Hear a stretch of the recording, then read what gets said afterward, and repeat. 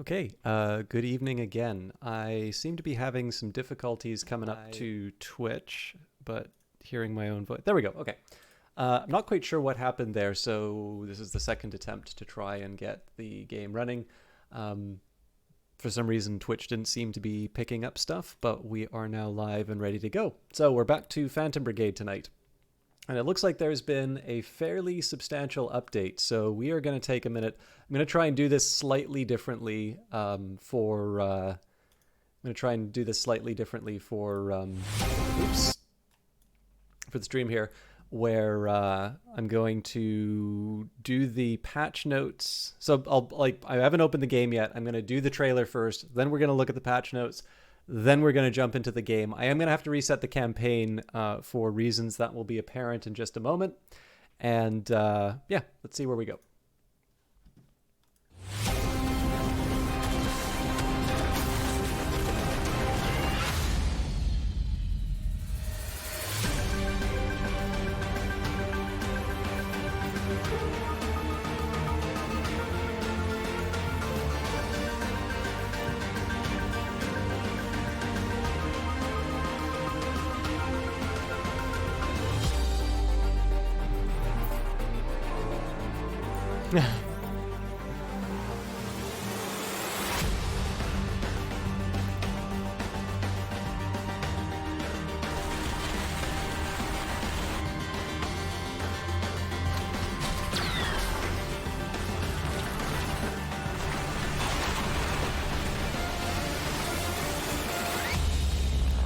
Welcome, either the brother of Cool Facts or the freshly retitled Cool Facts. Thank you for stopping by.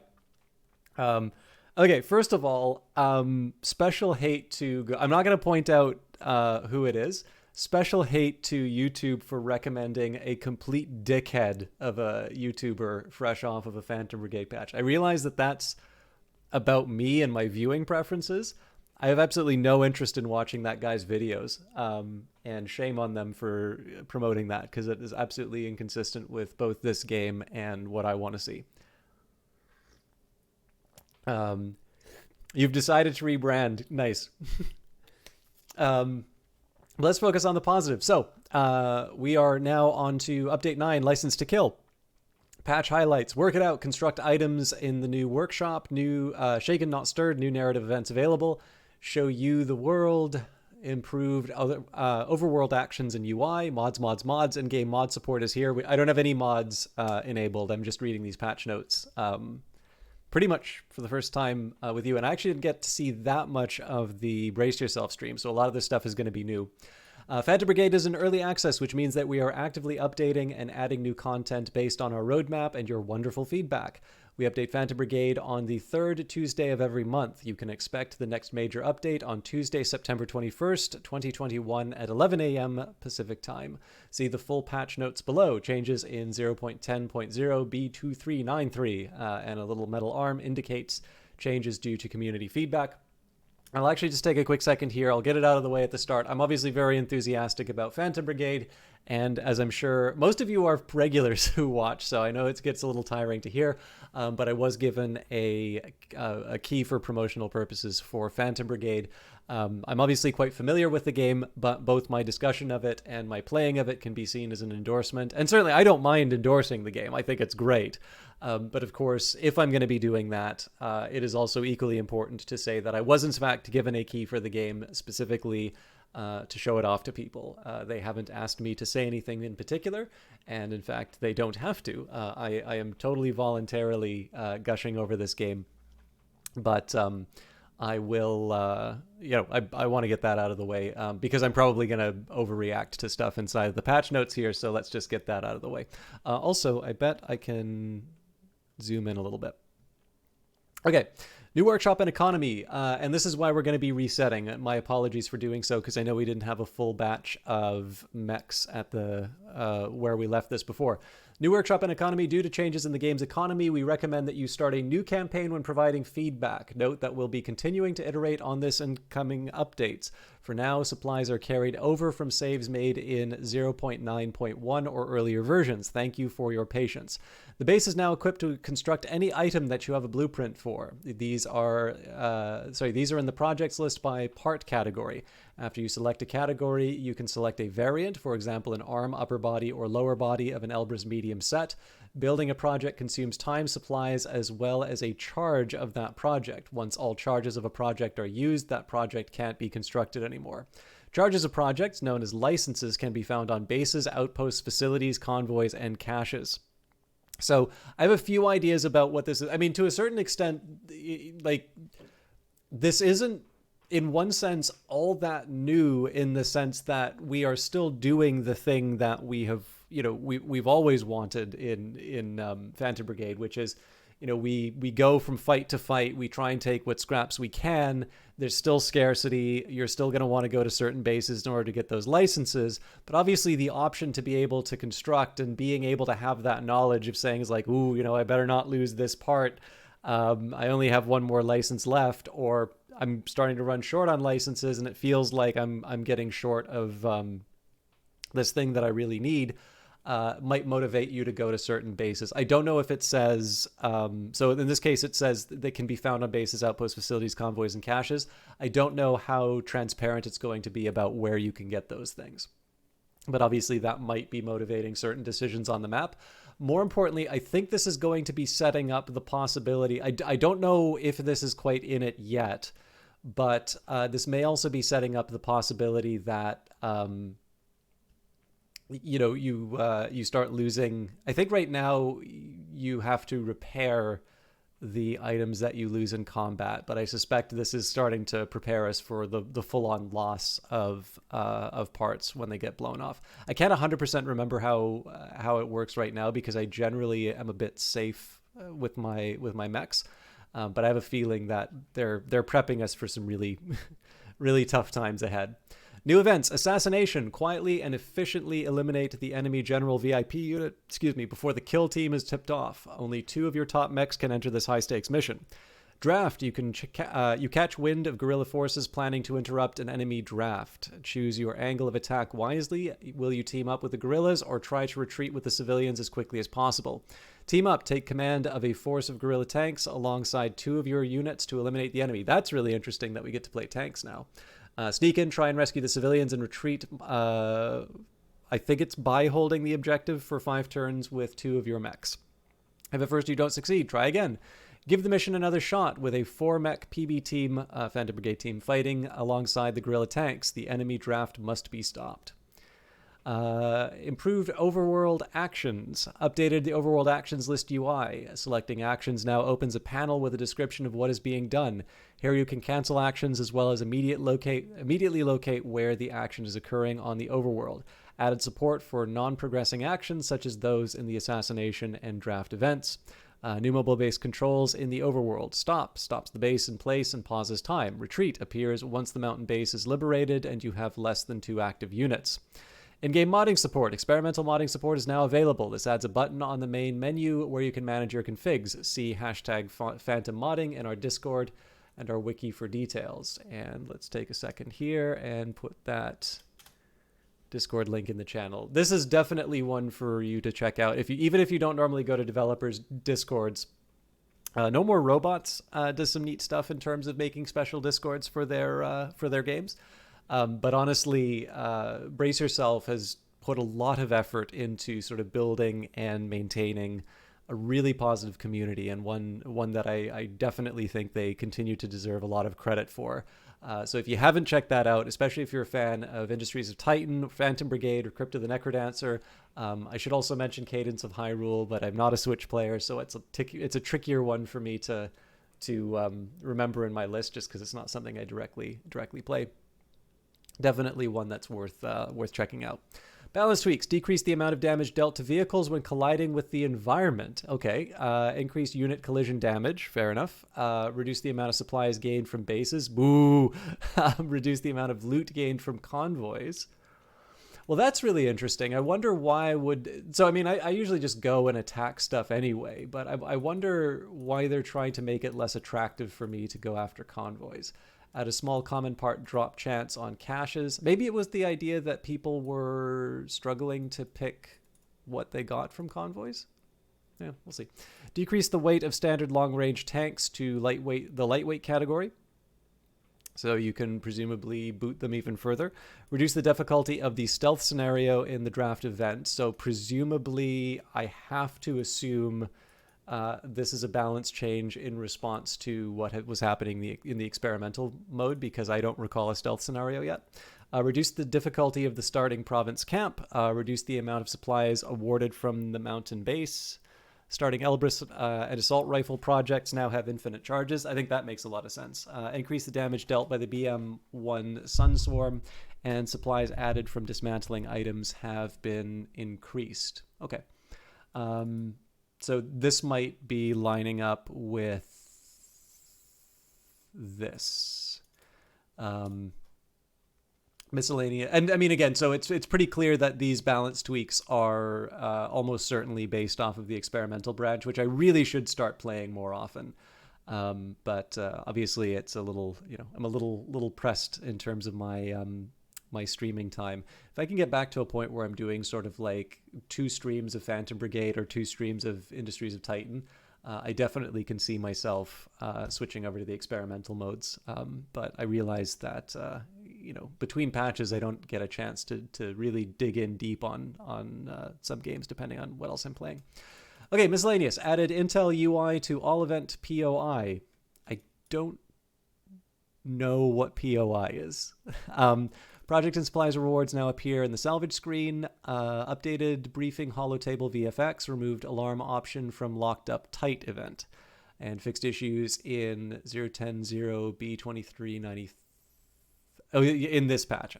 Fix an error occurring when the workshop arms activated, filling up the logs. Markets and black markets now spawn with the correct level of intel. Crash satellite event now spawns an entity in the overworld map. Fix mistake choice on lights out event now adds fatigue to all pilots.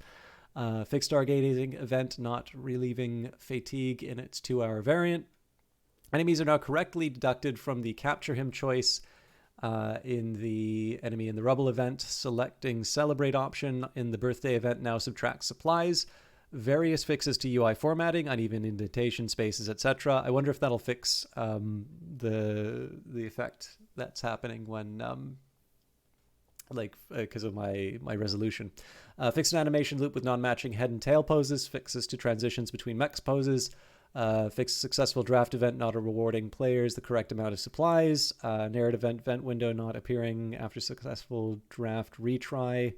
Fix duration on the workshop actions not being listed in seconds. So yeah, the challenge here with a lot of these fixes is that these seem to be referring to things. So like I do like reading through this stuff, but a lot of this is a lot of this stuff sort of seems to be a bit of inside baseball, where I don't have a lot of reference for what was going on because I didn't play the experimental branch. So I'm going to skip over that with all due respect to QA, who clearly makes it all work. Okay, so there's one thing. I don't think it's bad to say nice things about people. So let me just get that out of the way. I realize that's a very controversial statement. I sometimes think that Twitter has the tendency to go on phases of QA is real work and have a spam of 20 million sort of it sometimes comes off as just making sure that you're announcing the purity test or whatever. 100%, particularly brace yourself QA, who I most directly benefit from, really do a lot of work. I will also suspect that QA at Brace Yourself is tremendously appreciated. So with that in mind, I probably didn't need to mention the skepticism or that, or not even skepticism, but didn't need to comment on the Twitter rhetoric. But I noticed actually there were a couple of comments of people who are very nice people, and I have no reason to believe them to be, working with ulterior motives saying that they're getting a little sick of sort of the discourse cycles, and seeing the QA actually good meme coming up again. But with that in mind, with all due respect to QA, I will skip over the bug fixes here simply because I don't have a frame of reference for them, and it is probably better that we appreciate their hard work by seeing it on the broadcast. As always, early access. Welcome to the Brigade. We are excited for you to experience Phantom Brigade and to have your help shaping its development during its early access period. During the course of development, some aspects of the game might feel rough, sparse, or buggy. Every month, we will release a major update, which will include bug fixes, new features, and quality of life improvements for players. We appreciate your patience and feedback throughout this process as we work to deliver the most important features and fixes. From the main menu, check out our early access roadmap to see what's coming next for Phantom Brigade. Reach out to us via the Brace Yourself Games Discord community, link already in chat, or read the latest patch notes for the latest changes and known issues. Thank you for joining us on this journey, and we look forward to making Phantom Brigade better and better with your help. Seizure Warning. A very small percentage of people may experience a seizure when exposed to certain visual images, including flashing lights or visual patterns. These seizures may have a variety of symptoms, including lightheadedness, altered vision, eye or face twitching, jerking or shaking of arms or legs, disorientation, confusion, or momentary loss of awareness.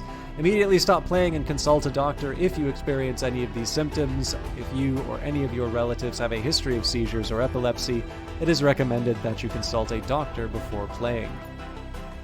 Powered by the wise guys. So, July Campaign 1, revamped salvaging, improved loot generation, ultra heavy beam weapon, dynamic combat atmosphere. We are enjoying Campaign 2, new workshop system, new events and scenarios, and improved world UI. And next month we get to look forward to the third. I don't know if it is the last in this cycle or if there's going to be a Campaign 4. But further workshop enhancements, new events, and thermal weapons art. I'm interested in that. Forecasted features, combat replay, pilot progression, rival pilots, localization support, gamepad support, dynamic weather, and more. Alright, so we will say we hardly knew ye to the old saves, just because I'd like to follow the advice and move on with a new economy. It's a tough call whether or not I want to start with a tutorial or not. Let's start with a tutorial. We can go through it pretty quickly.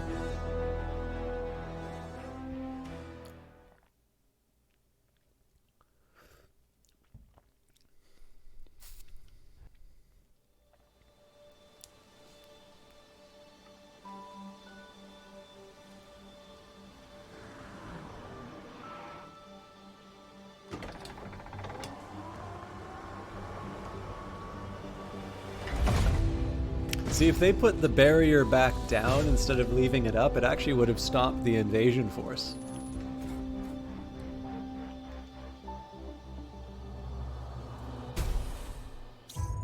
Sorry to strap you in so early today, Lieutenant, but we'll have to cut our checks short. See? Do you see the... Nope. Got a tutorial. We're now starting a short tutorial that will show you the main... the town comms last night, and I'd like you to take a look at the tower we have half a click north from here. That will show you the main mechanics and controls for the game. To begin, follow the contextual hints on the screen. The main controls you need to remember for now are left mouse click to confirm, right mouse click to cancel, and WASD to move the camera. I said it was going to take a second, but now I'm just playing around with the checkpoint and the fact that, so far as I can tell, let's look for... Oh, no, there we go. Okay, my hypothesis is wrong. The barrier is back down, so that is not the reason the invasion was able to succeed. Well, it hasn't succeeded yet, but anyways. Left click, click the movement action button below, and click the destination to create the planned action. So I'm gonna try and go through this a little more quickly than... I mean, obviously I'm goofing around a little bit. We're still installing the prototype in my rig, so don't hog all the action till I catch up. I'm not gonna treat this tutorial... Yes, it's not the most exciting test run of our new tech, but we've got people here counting on us, so let's move out. I'm not going to treat the tutorial with quite the same care that I did last time, just because I suspect it's not going to have changed very much. But if you do have any questions about the game, do feel free to speak up. I'm going to try and get to the point where we get to mess around with the workshop a bit more. So By the way, you can rotate the camera horizontally by pressing Q or E, or pitch it by pressing R or F. You can also do the same by holding the middle mouse button. If you don't use your middle mouse button, shame on you.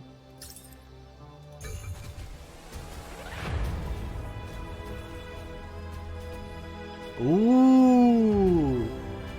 You can actually use the Joy-Con. Oh, man. Probably just some damn rowdy civilians. HQ, this is Special Field Ops Team Bravo requesting immediate repair detail, over. So this is HQ. Negative, Commander. Repair detail busy until further notice. Stand by. So if you grab your gamepad and you've got your little, I'm assuming all the gamepads have the little stick. Whatever you call this, sticks. Sorry, as you can see, clearly I'm a mouse and keyboard person. I'm gonna start using this. You know, I don't think I have a zoom option. Oh man, I do have a zoom option. What could they be busy with? Well, let's see if we can't do a little more recon. Boot up that shiny new device Ops installed in your rig, and we'll see what she's made of.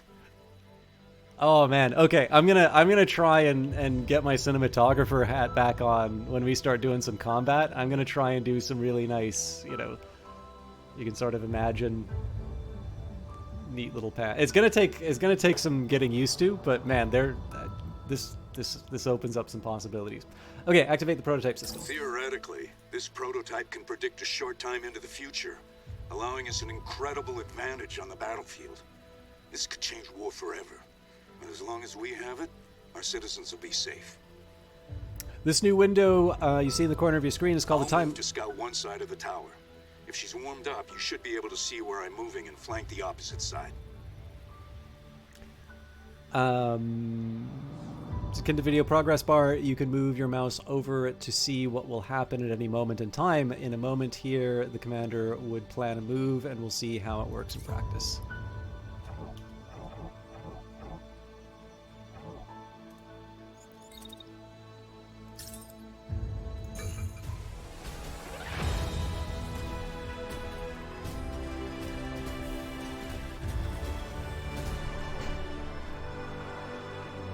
Unmarked tank. And no transponder. What the hell? Is this some surprise war games maneuver? HQ, we have an unmarked non-cooperative tank at location 2SBR15. Confirm intent, over. HQ, confirm, over. Lieutenant, I'm getting a heat signature from the tank's power core. Check your prototype. If that tank even twitches, cripple it.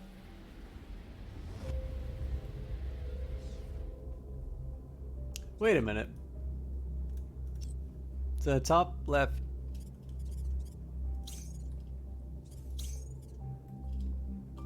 Oh, hang on. I think I know who. Huh, neat. Okay. It says the upper left-hand corner it was referring to. Right, deal with the unidentified vehicle, initiate an attack on the hostile unit to retaliate, move when firing, reduces chances of being hit by creating optimal paths. So, as before, we will move to the location. Always a good idea to keep moving. And we can get the party started.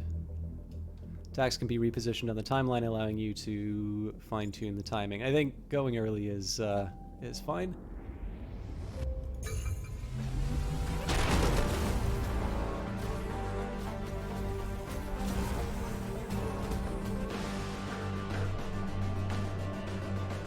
Good read on the tank. I'm hit, but just a scratch. What? I'm picking up multiple targets from the north. My God, this can't be right. Take cover! Take cover!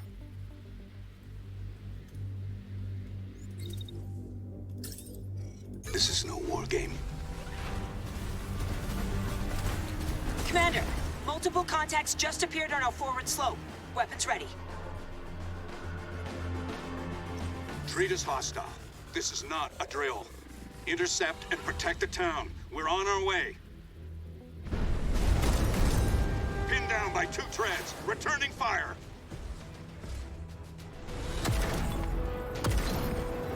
Got one. Shit, a walker. Lieutenant, coming! Get the... Commander! Commander!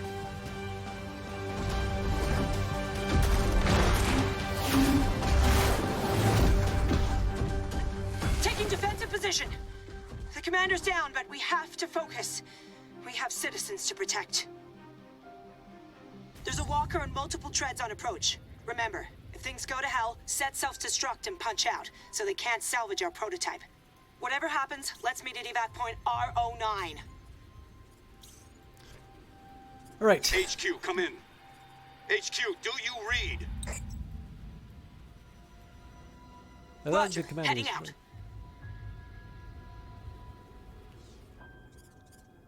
I don't know if that HQ do you read line was intended. Okay, let's, if I can, let's go boom on the enemy mech.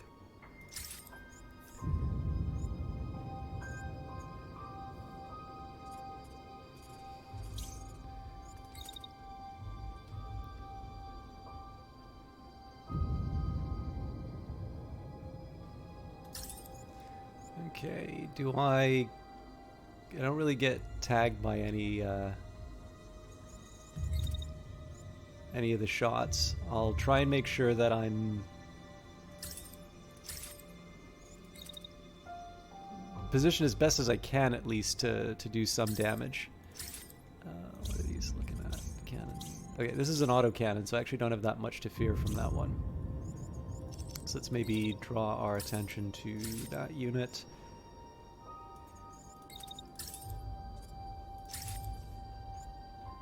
Yeah, and I run too hot if I move anything closer.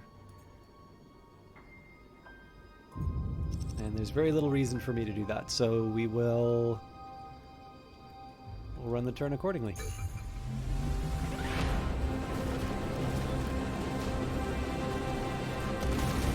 I really like the little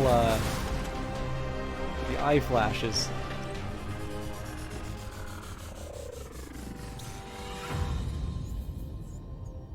Now, I wasn't expecting that to run over the edge of the turn. So it looks like there's quite a bit of attention on my mech here. I think the easiest thing that I can do is prep for the retaliation.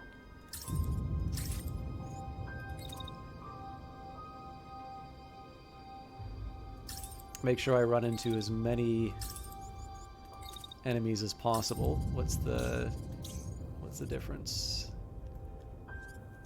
That thing is a medium. I'm hitting it with a heavy.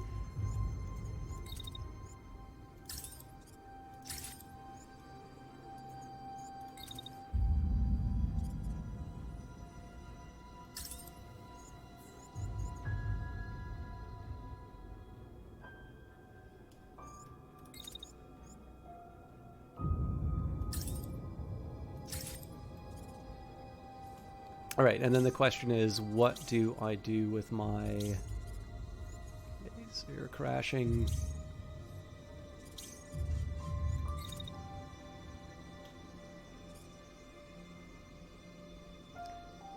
So if I can, I'd kind of like to be able to make sure that they're shooting into each other. Oh, that's promising.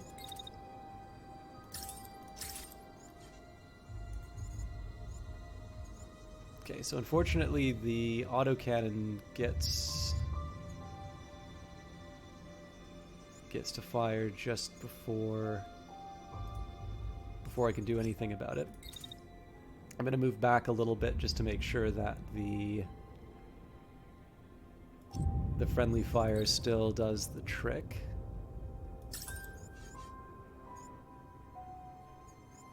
That does the opposite.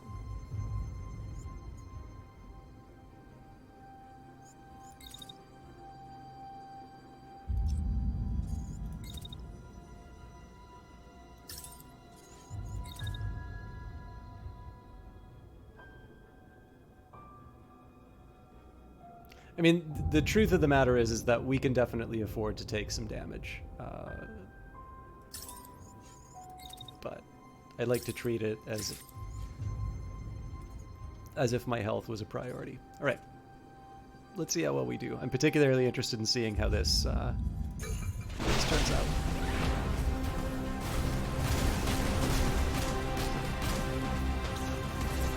And I crashed somehow.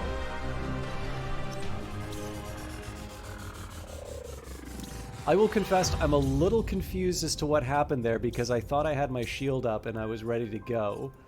They're all lighter than me. This is one of the reasons why the replay is a potentially helpful feature, so that I can try and parse out what went wrong in cases like that. But obviously, it's coming. Like, I'm not. It doesn't. I don't need to. I don't need it like right away. But that's definitely an example of something where it'd be nice to have a little feedback in terms of what went wrong. Okay, I'm going to point the shield at the enemy unit here. For starters, I'm hoping that it'll kind of cover everything.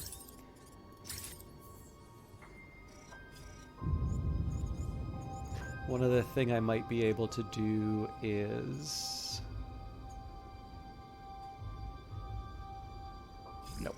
I was thinking I might be able to try and angle it so that there's more friendly fire. I don't think that's realistic given how my movements are working. So... we will take the opportunity to... So I want to put some distance between me and the enemy autocannon if I can. But we'll take the opportunity to make it sad.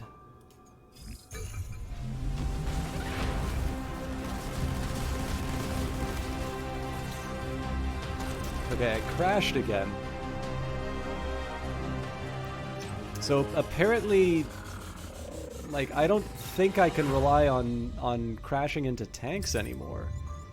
That's a really big change if that's true. So obviously here I kind of got to protect myself a little bit more. Okay, I really don't like playing passive like this, but...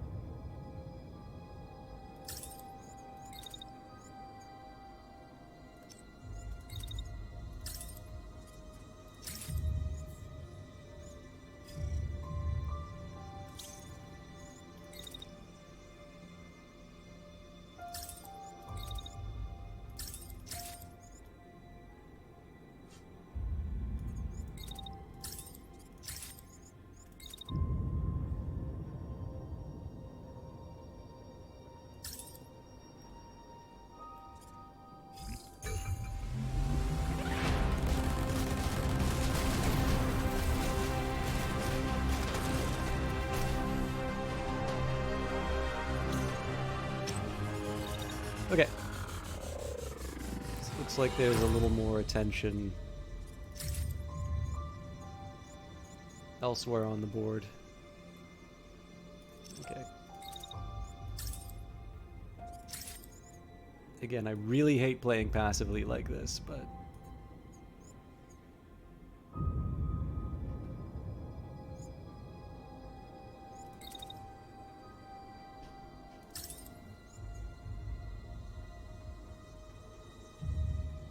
There's some possibilities there.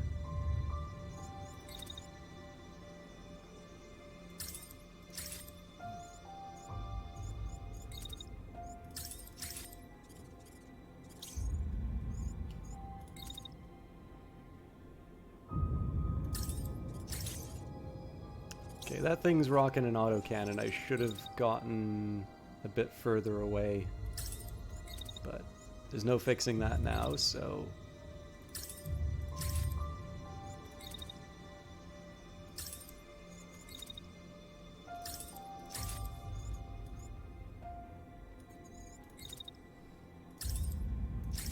Three is too much anyway, so...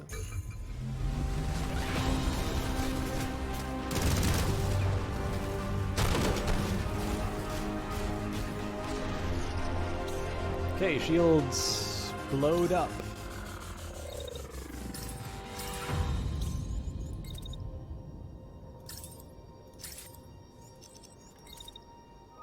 So this is a perfect place to shoot both both units.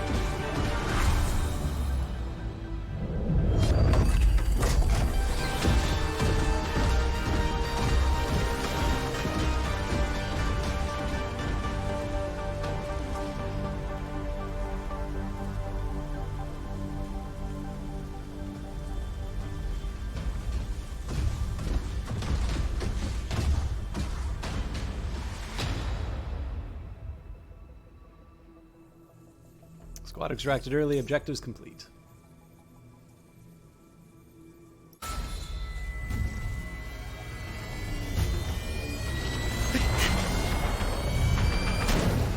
So many lives lost. So much devastation. This isn't what I wanted for you. I thought you'd be born in a time of peace and prosperity, of love among people. But the world is so different now. Tanks patrol the streets. Neighbors turn on neighbors. People disappear in the night. They keep telling us this is temporary, that we'll come to love our new way of life. Somehow, I don't believe them. I want to give you the freedom I once had. But how can we few do that alone? We can't keep hope alive for much longer. We pray that someone, anyone, will answer our call.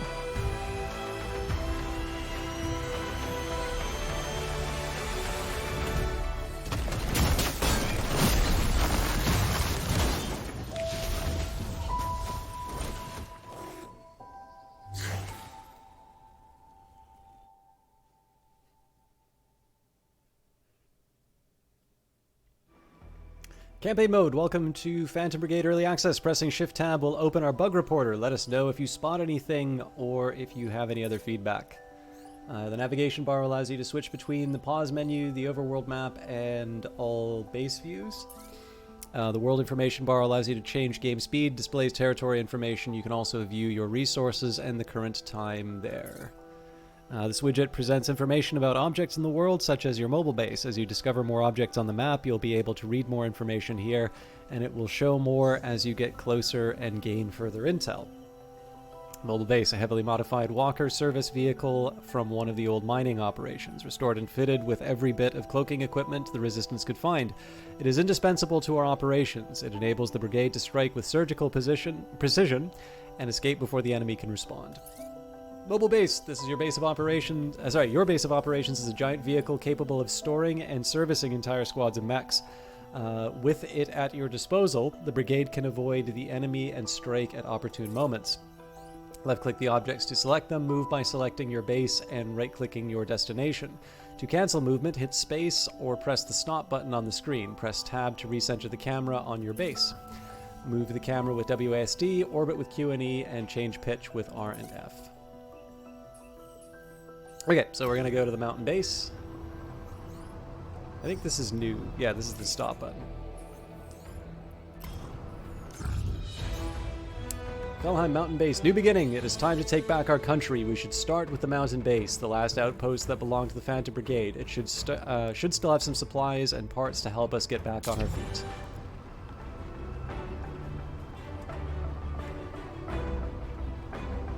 I like this. Reclaim the base. Once a mining facility, the Valheim base was later retrofitted as an emergency mech storage depot, built to support the forces of the homeland should they need them. When the invasion began, the country was overrun too quickly for anyone to utilize it. This abandoned place could serve us well if we managed to dispatch the enemy forces guarding it. People of this province become more hopeful when the Brigade defeats invaders, so capturing Valheim will mean hope rises here. With enough hope, the region is liberated. More information about the province's hope level can be found under its name. So, skirmish, we're fighting the reserves, a mix of reserve troops led by oddball elite specialists. What they lack in skill and experience, they make up for in sheer number.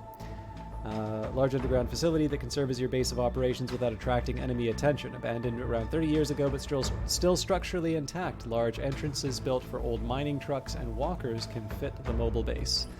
Suit up. Okay. So we will be bringing our usual combo. As when we started before, we've got 4 pilots, 2 mechs. So the aim is going to be gaining as many. The aim is going to be gaining as many supplies as I can and resources to be able to get myself get myself suited up. And I'm actually going to take a minute here to write down some details about my. Well, you know what? Let's wait until. Let's wait until after the next mission, but I'm going to write out some just some outlines in terms of what my my resources are. I don't think there's anything new for us to look at in these windows here for now. Oh no, I just got to see a very brief glimpse of the workshop. So again, this is still sort of tutorial territory. We've gone through this a couple of times. Bravo 1, we're seeing 2 mechs approach from the west, requesting immediate support. I'm getting negative response on my IFF. Treat these walkers as hostile. Roger that. Heading out might take a bit. This place is falling apart and these elevators are taking their sweet time.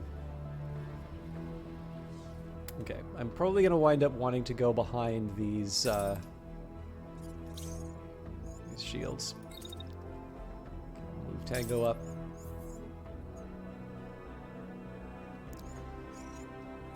What are they shooting me with? So that's a cannon, that's an autocannon, so I don't really have that much to fear. I suppose one thing I can do to make my life a little easier is just wait for the shots to finish. So kind of just move from cover to cover.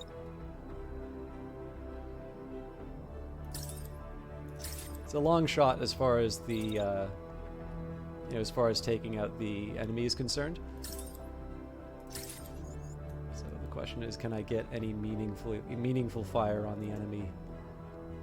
Like it's a complete Hail Mary at the very start, but not like I'm doing anything else with the heat, so yeah. Unsurprisingly, we did no damage.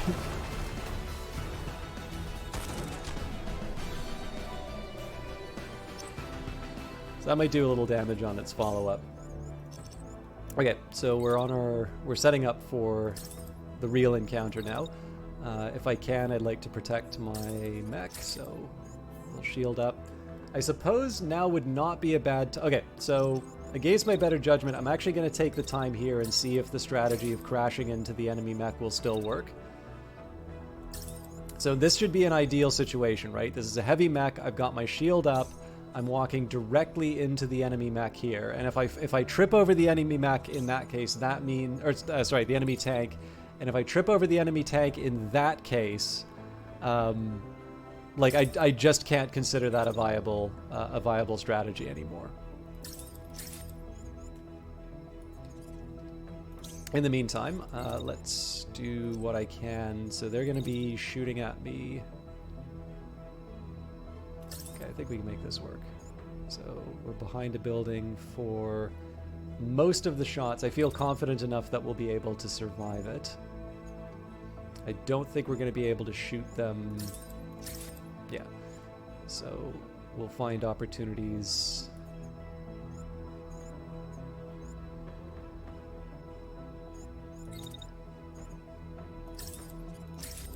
Okay, so that's going to create heat problems.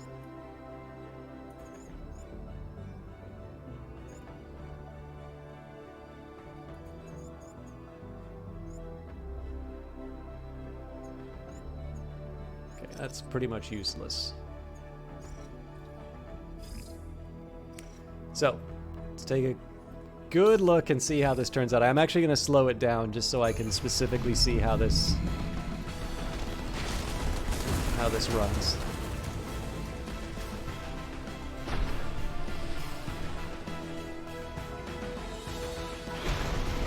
Okay, so that did count as a proper crash.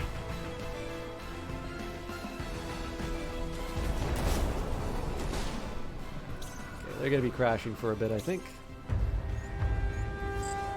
Engaging. Let's deal with them and report to command. There's been no activity here for a while. I have no idea what these walkers are. Alright. So I might have to reconsider my approach here. Looks like they are going to go straight after me with a shotgun.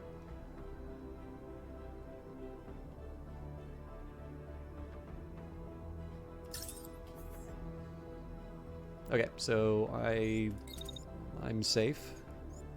I could probably fire at him as I make my escape. Well, not really.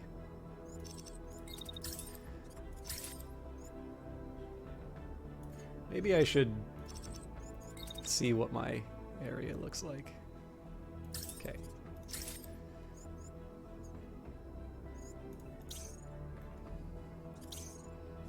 Okay, so that guy's already on his way to eject. So what I want to do is take the lance. I want to get in nice and close to make a nuisance of myself. I may not be able to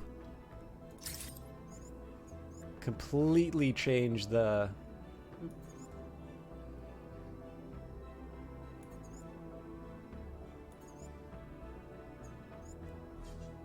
I'm a little weirded out by this.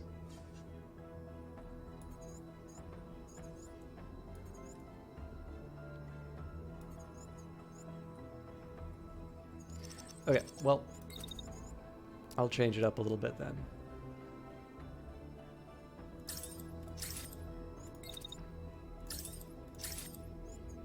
There's a bit of heat damage there, that's life.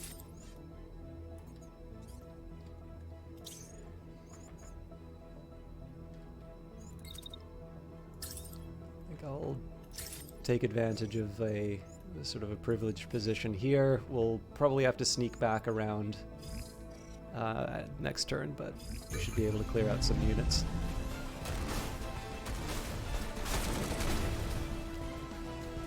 So that's some wasted shot.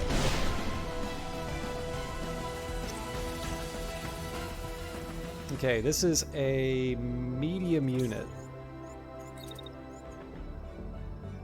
I don't know if crashing makes that much sense right now, though, so we'll set ourselves up for...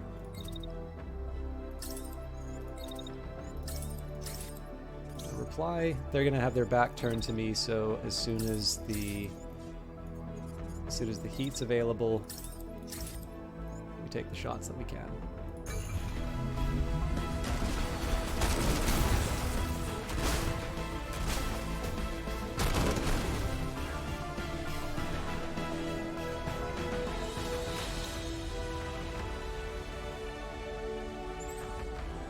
Salvage. As the smoke clears from the fight, we have time to search the battlefield. On defeat, we may recover parts lost by our units. On victory, we can also salvage enemy equipment and items. This is your salvage budget. You can't carry every last scrap, so you'll need to prioritize. The budget is fixed on defeat, but it increases depending on the number of units destroyed on victory. You can choose to take, dismantle for supplies, or leave items. Free items such as objective awards are displayed at the top. Otherwise, the salvage cost varies, but recovering a full item is more costly than dismantling it for supplies. You cannot confirm your choices unless they fit within your salvage budget, so choose wisely. So we get the automatic gain here. It looks like they've added supplies to the rewards again, so it seems like this again might have been an experimental branch, but this is the first I've noticed it here. So if I just take everything, okay, we go over the edge there.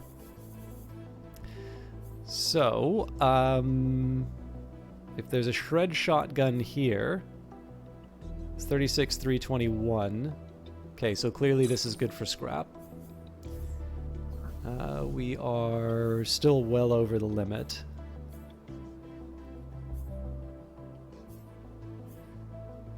It's all a bunch of mediums, really, so...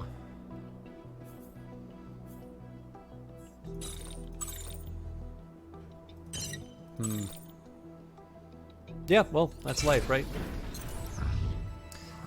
Alright, Valheim. This isn't just a handy base where you can recruit pilots and build smoke screens. You can also use the mountain base as your fallback outpost when necessary. If you lose all of your units and pilots at any point, you can fall back to this base and rebuild. Retreating gives a new squad fitted with essential equipment at the same level as the highest level province you control. Now that Valheim has been liberated, you should start making your way to the capital while liberating as many provinces as you can. Manufacture smokescreens. Smokescreens are useful for avoiding combat when being attacked by hostile squads, providing you with enough cover to escape. The mobile base only has space to safely store 3 smoke canisters. They can only be manufactured in liberated territories when interacting with structures that do not have an enemy garrison. I think the more I think about this, it'd be kind of nice if they could give some more specifics as to what buildings allow you to make smoke screens, because I believe some bases will allow you to recruit, others will allow you to make smoke screens, but I don't believe it's just show up to a location and manufacture. Really minor point, but... Okay, so this is really interesting here when they say... Oh, yeah, so they're now giving me some, like, main missions here. So we're in Headmark. We've got the mountain base, but I think what they're trying to point me to is another base inside of the region. And then, of course, there's the Liberate the Capital mission. Liberating the capital will be no quick and easy feat, so be prepared before attacking the capital and the elite forces that guard it. As you make your way to the capital, liberate provinces along the way by helping civilians and disrupting enemy presence in the country. Liberate Headmark by eliminating enemy-controlled defensive structures in the area. Consider taking on easier targets before approaching military structures, as it might prove difficult to fight if you're unprepared. Surely, in the tutorial province, we won't run into that, though. But yeah, this is kind of neat to see a little bit more of a diary in terms of actions that you can take or might want to take. Okay, let's take a second here and potentially equip new goodies. This is not the one I want to be messing around with right now. Well, I will mess around with it, but I want to change the items first. So right now we've got the SG2 Shred, 36-257. We could equip it with basically one with a better damage output.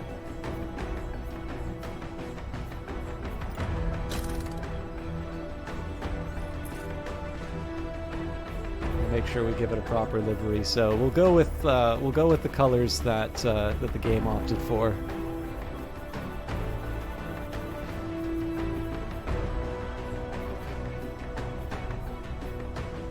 I'll go with Industrial B on this one. So I might put some extra arms and such on it, but the priority is going to go to the Sleipnir first, because the Sleipnir needs to rely on its agility. So, as always, we'll go for the weapon first. So we're currently using the Burst Assault Rifle, 50 concussive and 199 regular damage. The Astra, so we can shorten the interval. I don't see... So the one thing that's weird for me is I don't actually see why the Optimalist interval going down is a bad thing. So increase the number of shots. Damage output per hit goes down, but I tend to care about the total damage in the volley. The only thing that's bad about this is the fact that the optimal range goes down, but I'm willing to take that on. We've been able to make the Astra work in the past, so as always, I'll make sure we equip.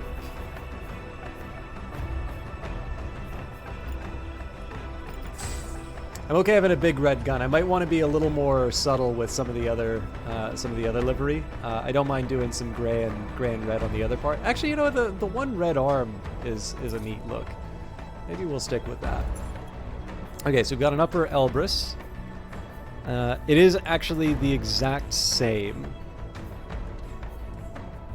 And the right arm... Alright, so nothing too special there. I will hang on to it just in case that winds up helping in the construction of a new mech. But yeah, as far as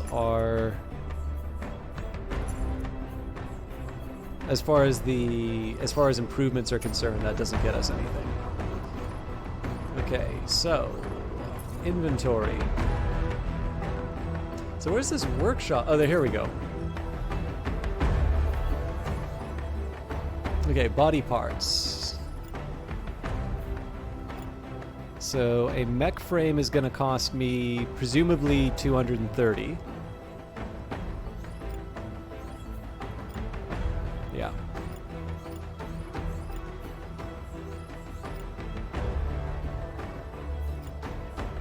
No description is available for this workshop project. Okay.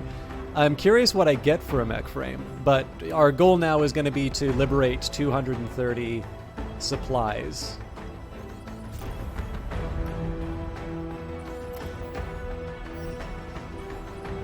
Station patrol. Roaming squad. The enemy squad is ahead. Your pilots are trained fighters, but don't drop your guard. Take time to prepare before combat and make sure that you have your best gear equipped. Once combat begins, it's important to manage heat levels. The heat levels of your units. Mechs will produce heat whenever they use their weapons or dash. This heat dissipates over time. Left to climb, it will begin to damage until a mech is cooled down. A mech can be destroyed by heat damage, leading to automatic ejection of the pilot.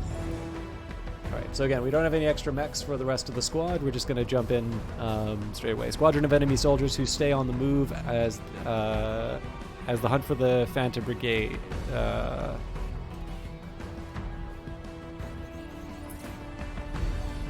hope that's minor.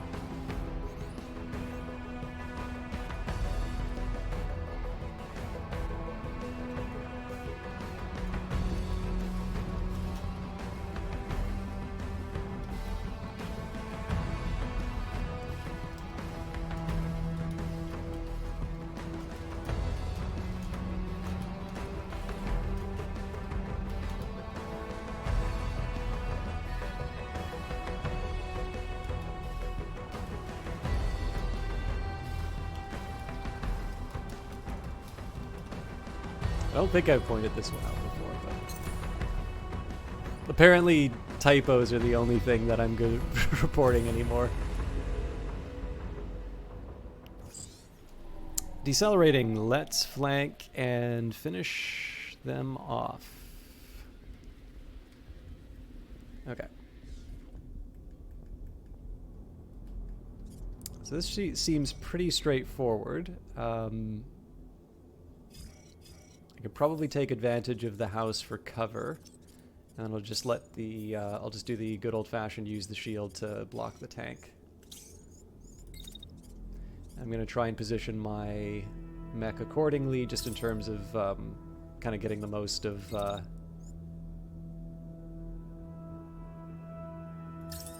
optimal positioning. Now, I don't really care that I'm going to be I really don't care that I'm going to be smashing into this. Obviously, there's a pretty wide weight disparity, but it does mean that I sort of get to take that off the board and hit him with a shotgun immediately afterwards.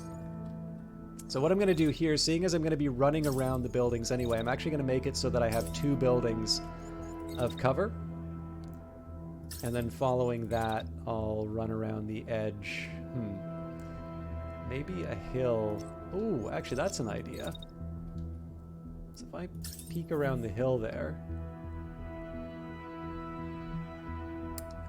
Not the most convincing escape. That is, though.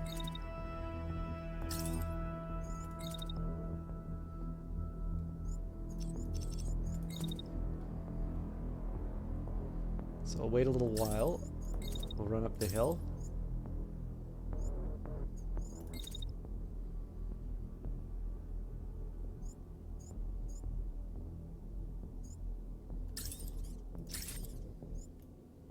So it does mean that I'm mostly going to start the attack next round, which I don't normally like doing, but it should be a 2-on-1 for this particular fight, so.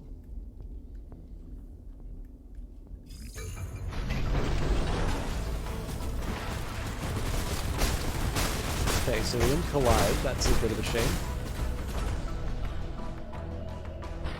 It looks like we did get damaged a bit.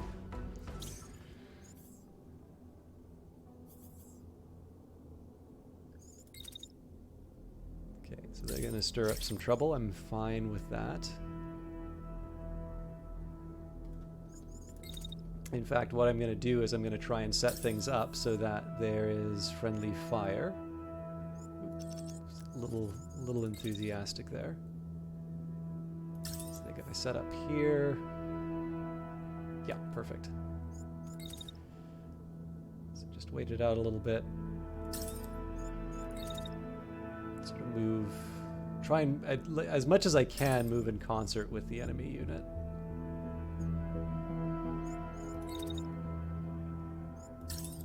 I'm actually going to start directing the shield towards the enemy tank just because it, oddly enough, is the bigger threat at that point.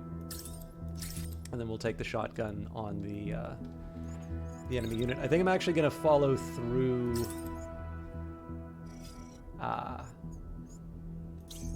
So they decide to start an attack just at the tail end. Okay. So yeah, I'm going to follow through... I'm going to follow through just to make sure that there's a building between me and the enemy tank. But now that we know what we do, or sorry, now that we know what we know, I'm actually going to take the opportunity to put as much fire on the tank so that I can eliminate them.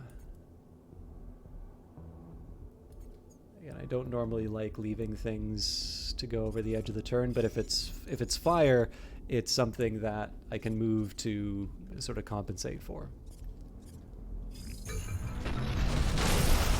All right, well, too much of a worry there, I suppose. So presumably they're going to eject next round. Yeah. That means I get to draw my attention back to the tank. We might as well defend ourselves.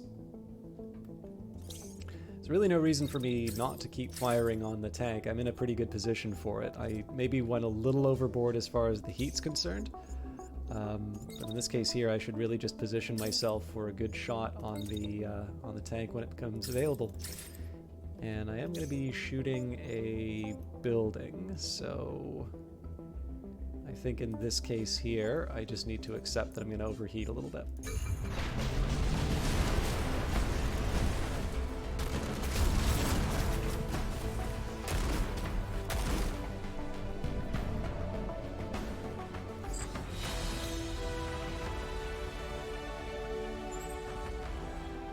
Okay, so room for 60 again. We got Elbrus upper arms.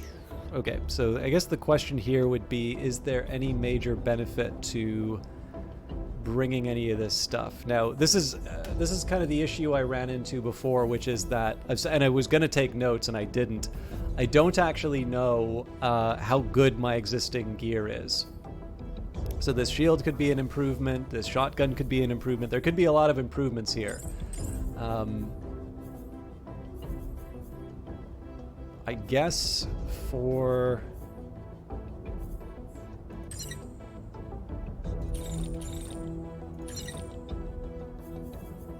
I'm gonna go a little crazy and scrap most of this, because we need to get to that 200 supplies pretty quickly. If we go... Well, we gotta do the unit repairs anyway, so... Okay, so...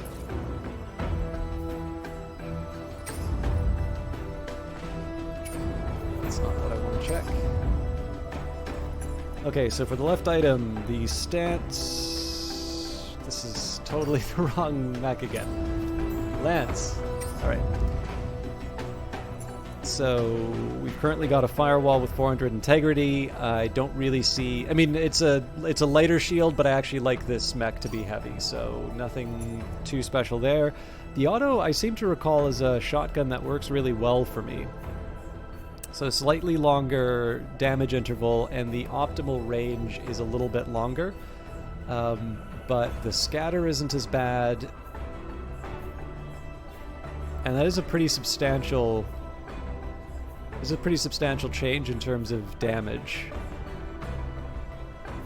So let's run with the auto. I'm not gonna scrap the shred, but Well, I guess I can scrap one of the shreds.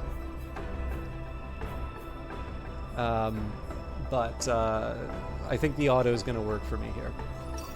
Okay, as always, we want to focus on the Sleipnir for new parts first, just because it needs to. In this case, it's sort of relying on on good parts for its defense. So lower body, we've got lower. Again, it's pure benefit here. It doesn't seem like there's any differences in terms of weight.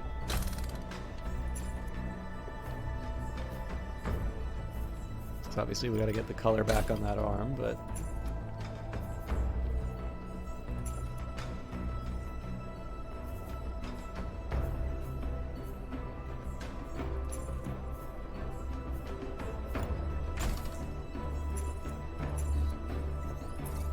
Looking good.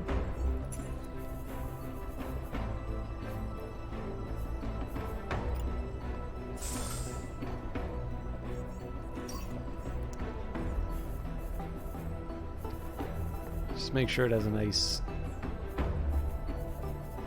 Let's see if we can give it a dark gray.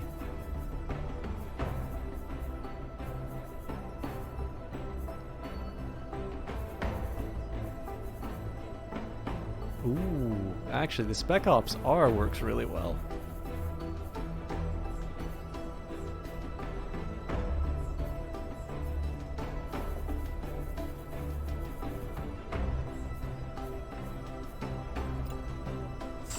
Yeah, I think that keeps just enough of what I liked about the old lineup while still allowing it to have a little personality. Okay, let's just take a quick peek at the lance and see if there's any special gear we can put on it. I don't think there is, but it doesn't hurt to take a peek. And then we will go to the inventory. So the stats, the old shotgun. The rest of this we're going to hang on to because we do have some mechs that I want to... 54 supplies. I don't know if we have a total for supplies yet. And we are... Oh, we're 1 supplies away. Alright, fair enough. On to the reserve camp.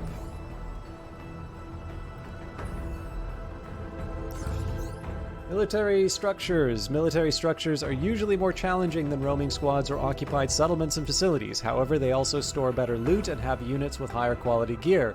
You can inspect units on the battlefield and check their equipment. Being careful can pay off if you're after a particular gear. The direction from which you attack a target can change the likelihood of destroying a part. For instance, attacking from behind is more likely to damage the legs. Weird. A reinforced camp used to stage attacks and send patrols of newly trained soldiers out to nearby locations. Eliminating all units here will drastically reduce the invaders' presence in the province. Suit up. Again, we don't really have anything else to do with our pilots. We already kind of did our investigation. So we will deploy.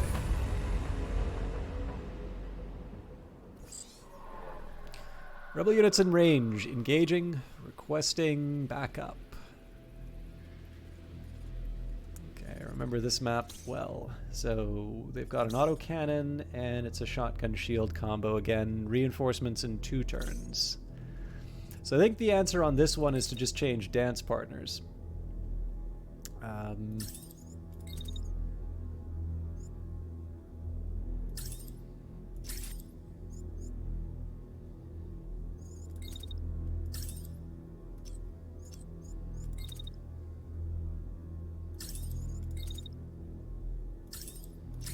So I should be completely safe from the shotgun attacks. Sorry, so it's the tank that's targeting Kilo right now. And more importantly, I've got some distance between me and the shotgun. So essentially I should be able to just fire over all of this cover. In the meantime, while the tank is focusing on the wrong unit, I get to take cover from the... Oop. There is unfortunately a small collision though, so let's just work our way around that. So yeah, in the meantime, I get to take advantage of the building. So, oh yes, that interval on the shotgun is actually a really big deal.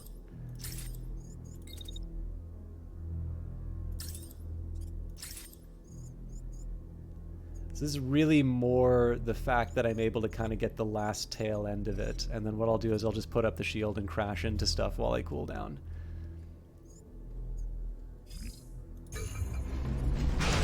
Oh! I should have thought that through.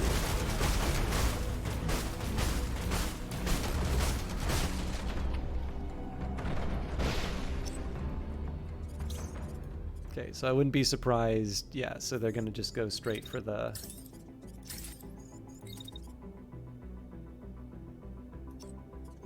They're going to just go straight for the lance when they can. So I've got a big cooldown that I need to do, so I'll just step on the tank. And then set myself up. Yeah, that enemy unit's not going to be anywhere near where I need them to be. So I have to make something of a guess as to where this tank's going to be when all is said and done. But I'll just settle. I'll settle for sort of walking over it and hoping that I get what I need.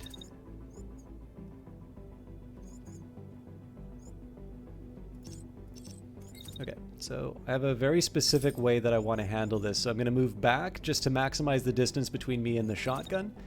And then I just want to make sure that I continue to, you know, I want to try as much as I can to keep at the edge of my range with the with this unit.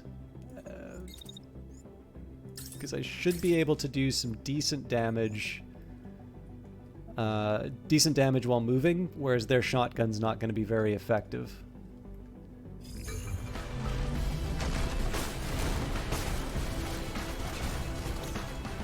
Okay, I tripped for some reason on that. It might have had something to do with the fact that I didn't have my shield up. Dropping in, command is getting impatient. Let's get this over and done with. So this is interesting. I mean, again, this is just a nice little story that you get playing the game, which is, you know, I'm trying to hold this thing at bay, but what it's actually doing is corralling me to the location for its ally. Okay, so we're gonna move through. If I can, I'll open fire. So what I want to be doing here is I want to be thinking a little more long term. So I do want to make sure that this unit's participating in the fight that starts next turn. But my first priority, of course, is taking out this unit that's being a bit of a nuisance. I'm not going to try and cram in as many shots as I can because I'm going to need that heat to deal with the new arrival.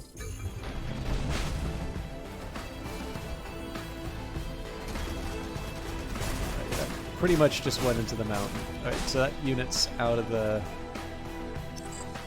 game. So this one's got an assault rifle. This is definitely much more dangerous. Commander, the base is circled around the perimeter. We're ready to pick the squad up if needed. The enemy will hold the site if you do so. So what I want to do here is I want to start by moving this unit to a place of safety. Kind of sneak him around the corner here. Oh, interesting. So that apparently doesn't offer me any protection. So I'll rely on this. I think I can actually probably just get away with running...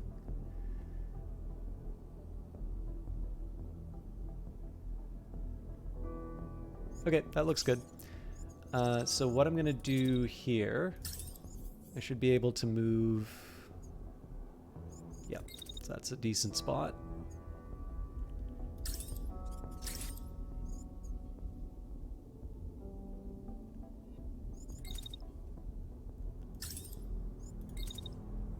And then what I'll do is I'll just make sure that I'm sort of I'm in a spot to protect my ally when the shots come. Of course, it would be nice if I, well, hang on. We'll worry about protection first.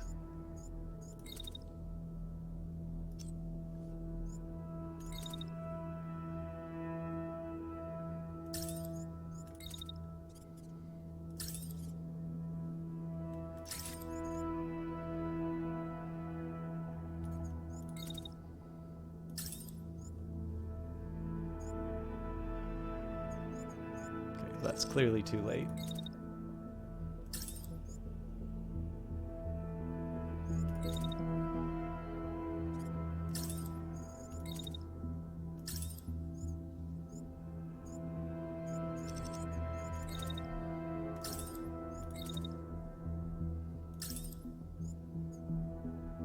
And that's a really narrow window to make that work.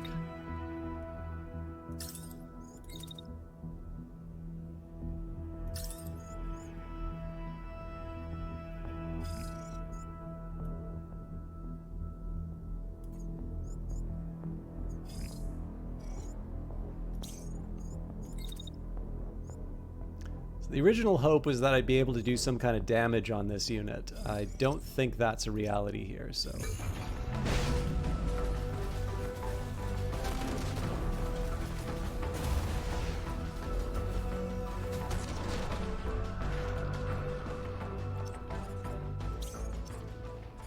Okay, so what we get to do here is sort of position ourselves for some kind of retaliation. The rest of the shot... Okay, it's only a couple more seconds of being shot at, so I'm going to run behind the cover if I can. Looks like I got to get around the hulk of the old unit. We're pretty much going to open fire on this unit as soon as I possibly can.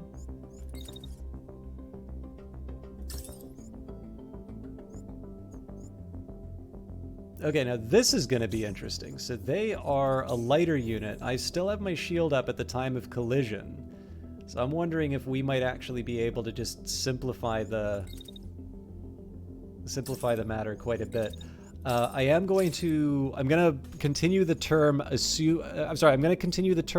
turn, assuming that I don't successfully knock him out. But on the odd chance it does work, I will, I'll position myself accordingly.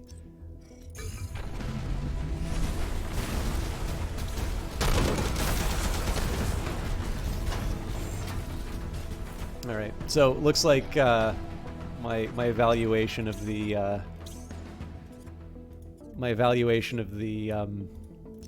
the shield being up was not a good one.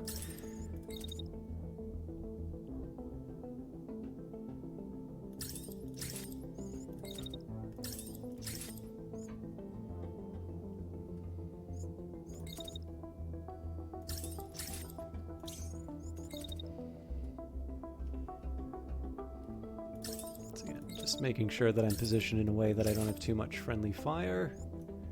I can probably get away with this a little earlier, though. Yeah. So I might be moving in.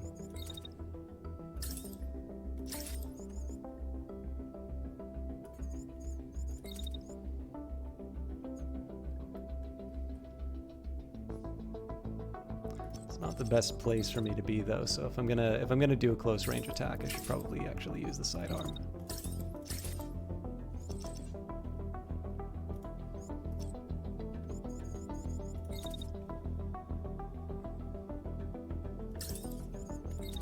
Probably get out of the way when we get to the shotgun range.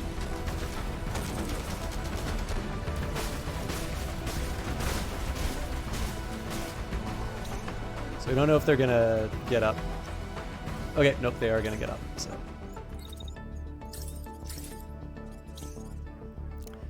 gotta change the plan here. I'm actually gonna just move around the edge of the hill.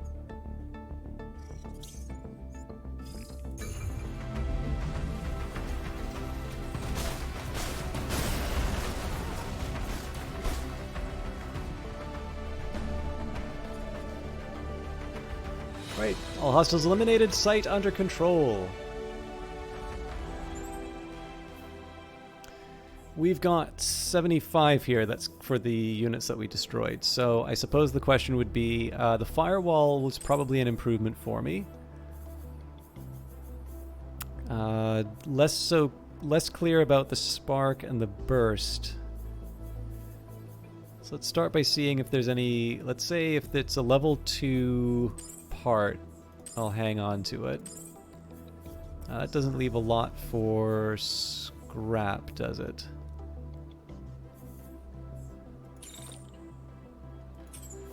Okay, so then it becomes a question in terms of what earns me the most scrap. I seem to remember, like, uppers were pretty good.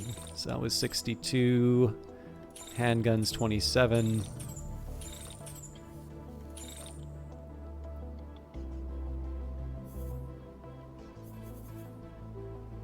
Yeah, I think I'm just gonna have to live with. I think I'm gonna have to live with disappointment.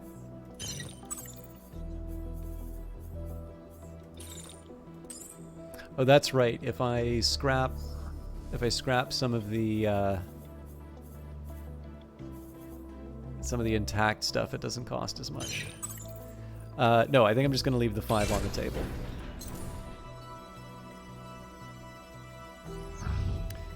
We've gained enough supplies to build a new mech frame. You can build them in the workshop that is located on the mobile base. Consider always having some spare mech frames and pilots on standby in case you don't have time to repair or lose mechs during combat.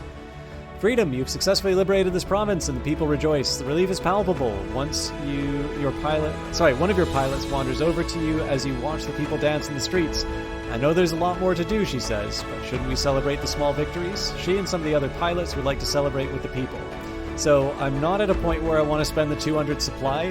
200 supply, especially in the first region, that is a lot. That's a new mech. So we are probably going to be pretty stingy on the supply for the next little while. But we'll definitely join the parade because we're not going to give the time off for the techs. The techs are going to build us a new frame.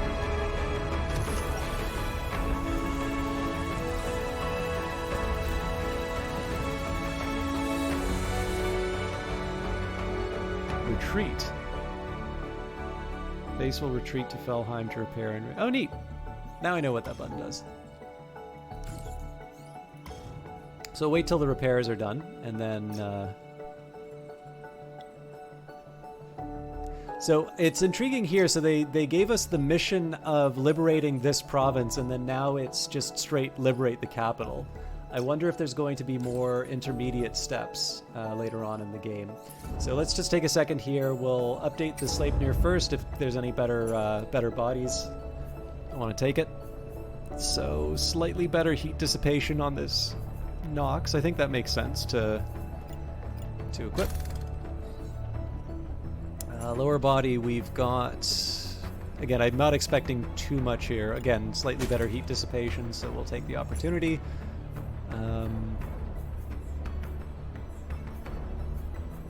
Oh right, it's because we're going from Elbrus to Nox. That's maybe less of a mystery. I'll edit the livery because I do like that style of pure red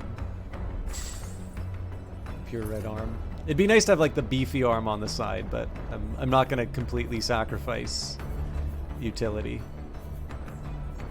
Left item, there's nothing for me there.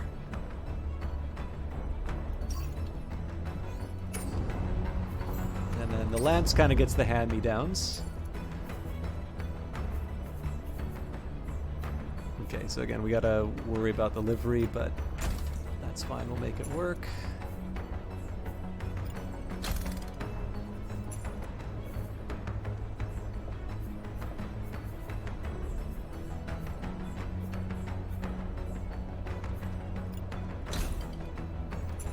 All this Nox stuff probably would have been good to put on the new mech,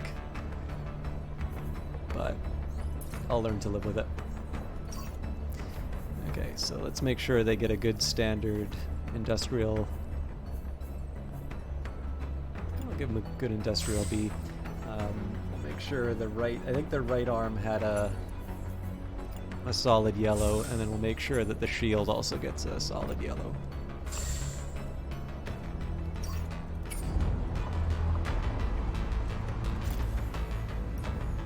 Okay, so I don't really see any reason not to be moving while we're building the mech frame. Let's head out to the farm. The goal now is going to be to get as much scrap as I can, just so we can get that extra unit up. And once I've actually got 4 units in the Phantom Brigade, I might actually start going to some higher level provinces just to see if I'm able to get, kind of get an early advantage. That was something I wanted to try on the last run But of course, we reset for the new update. If you can just bear with me one quick second here, I want to just check something in the background on my Twitch connection. Everything should be okay, but I do want to.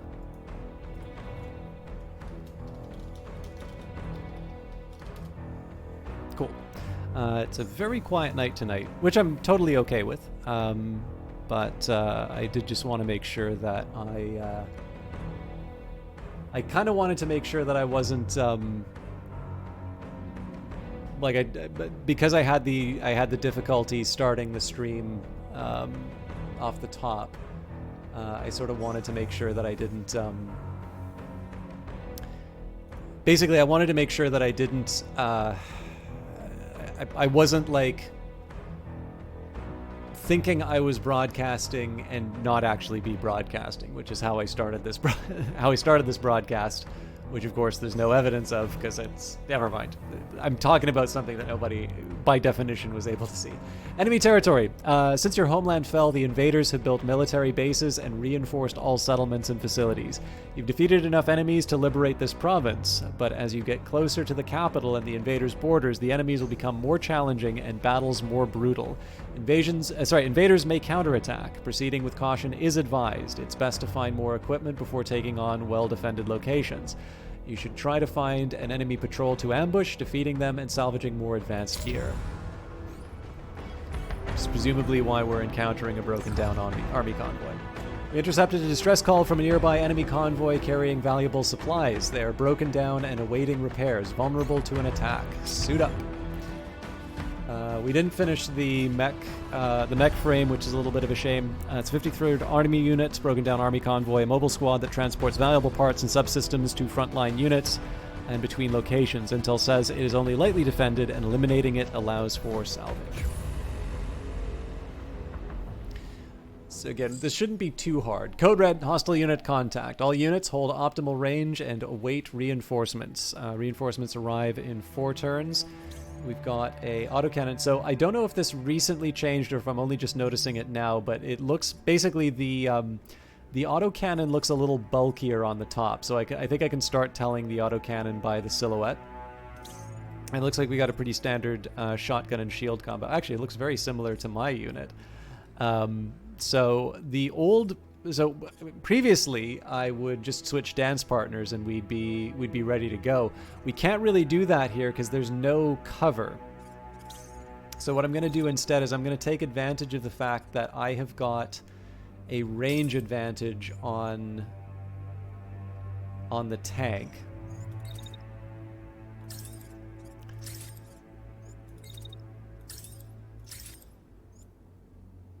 So I'll just test the edge of my heat. Doesn't quite work, does it?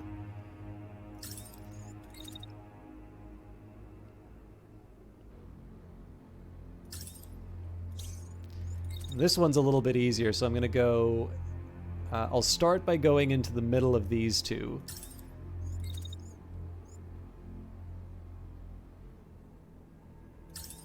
There's not really a reason for me to do it, but I'm also not that close. So I think for starters, I'm going to try and take... If we can take out this tank, then we get to just focus on this unit over here. So much the better. I don't think it's going to happen, but let's make it work. Concussive damage is doing work. So we did get a little damage. Okay, so they're going to be... If nothing else, they're completely static. They will attack me by the end of the turn. I think what I'm going to do here is I'm going to let this unit continue. So I'm going to continue to bully the... I'm going to continue to bully the tank. And then I want to make sure... So the ideal here is going to be to try and keep both in range. Okay. And as a start, so I want to make sure, positioning-wise, I'm able to inconvenience the enemy mech.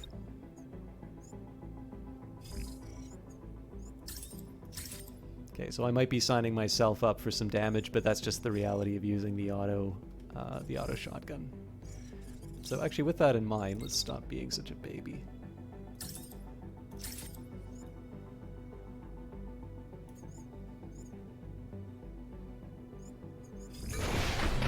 Oh wow, that thing's... yeah.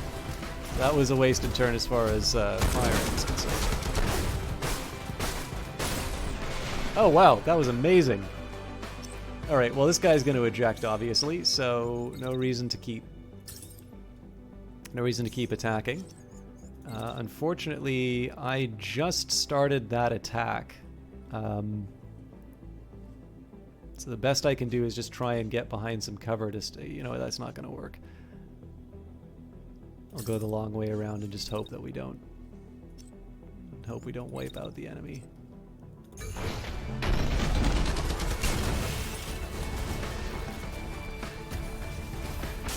So a little damage for everyone, but overall we're okay. Now, I might have been able to escape before the reinforcements arrived. I don't think that's going to happen now, but at the very least we can start claiming the objective.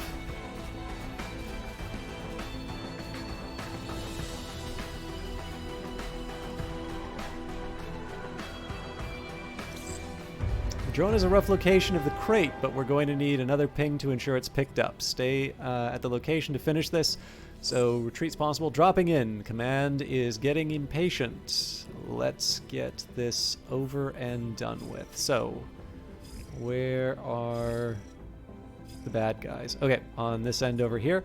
So, obviously, I want to keep my my bruiser in place. They're in a spot where they can really defend that location.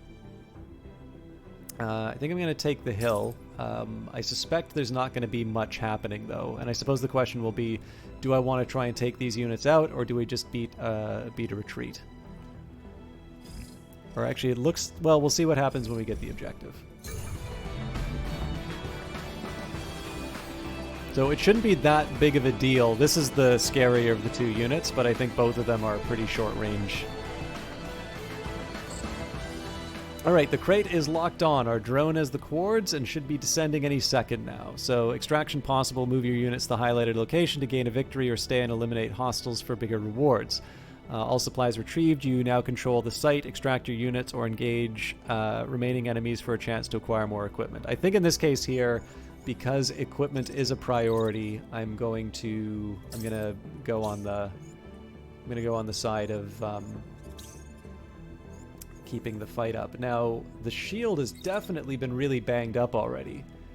I don't think there's a lot that I can do about it here. I think I'm just gonna have to throw up the shield and be done with it.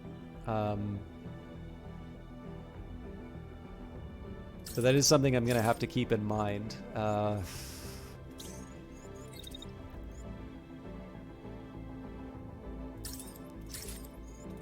So I was focusing a little too much on the...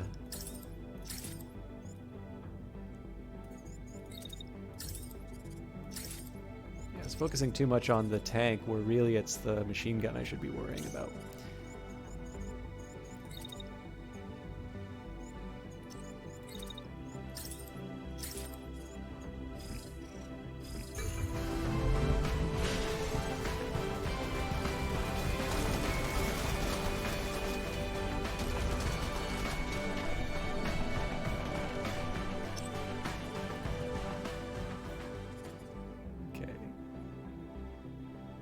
They're going to be using their sidearm for this next little bit, so we will position ourselves accordingly.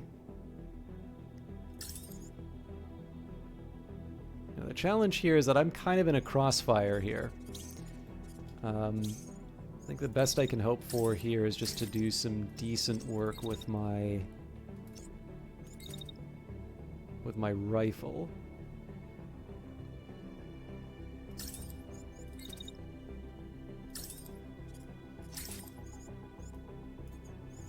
Again, I somewhat question my priorities here. The only difference in this case is that I don't have I'm not staring down a machine gun in this case. Yeah, you know what? I think I'm just going to accept that I'm going to take some damage here, and we'll just have it out. And then maybe, yeah, I'll set myself up so that at least in the follow-up turn, everybody's on one side.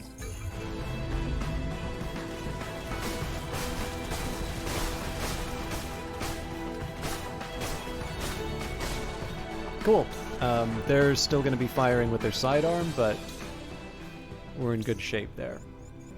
Okay, so this tank might fall,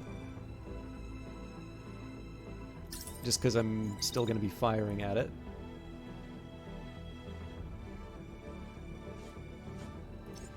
Okay.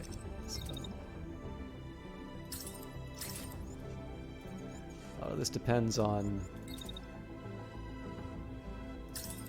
what time the shots start. Alright, well, there's no question about when I need to be doing certain things. So, again, it's always worth keeping in mind what the optimal range for the enemy is. So the smartest thing for me to do right now, so we'll finish my shotgun. The smartest thing for me to do is just move back. So that maximizes the distance between the two of us. Actually, sorry, I should be...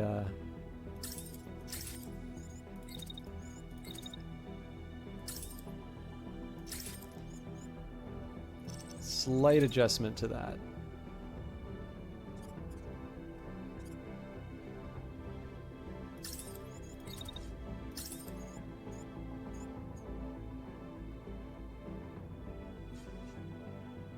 Yeah, that works well enough for me.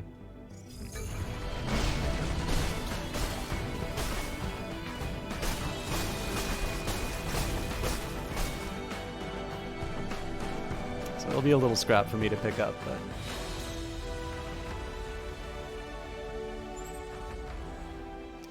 Okay, 80. So the tower doesn't really do that much for me. That's primed for scrap. This is another one of these examples where knowing what my existing shotgun damage would have been nice. We'll definitely take the... So it's a green Nox arm, even though it'll have a high scrap cost. It's worth taking. So there's a lot of light stuff here.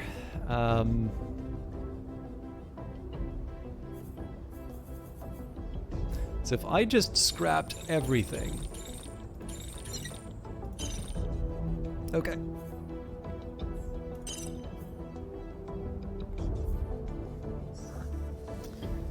So I gotta find 45 to give up.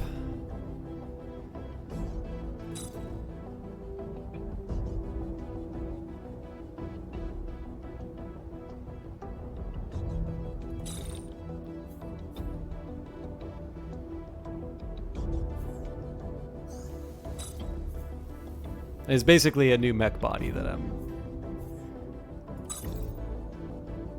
getting out of that, so yes, confirm it. Let's go to the workshop and get that frame on the way. So there's more stuff that we can build, but for the meantime, I'm just going to get those two bodies up, and we'll see what we've got.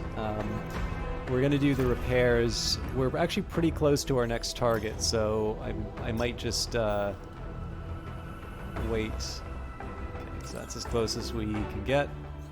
We'll just let time pass while the repairs are happening. Oh, interesting. They want us to attack this base. Bases are the key strongholds, and eliminating them will ease liberation efforts in other provinces. They're difficult to overtake without proper preparation, so consider capturing other locations in this area to build up strength, or even taking on easier targets. So reinforced camp versus base. Both of them have the same level number.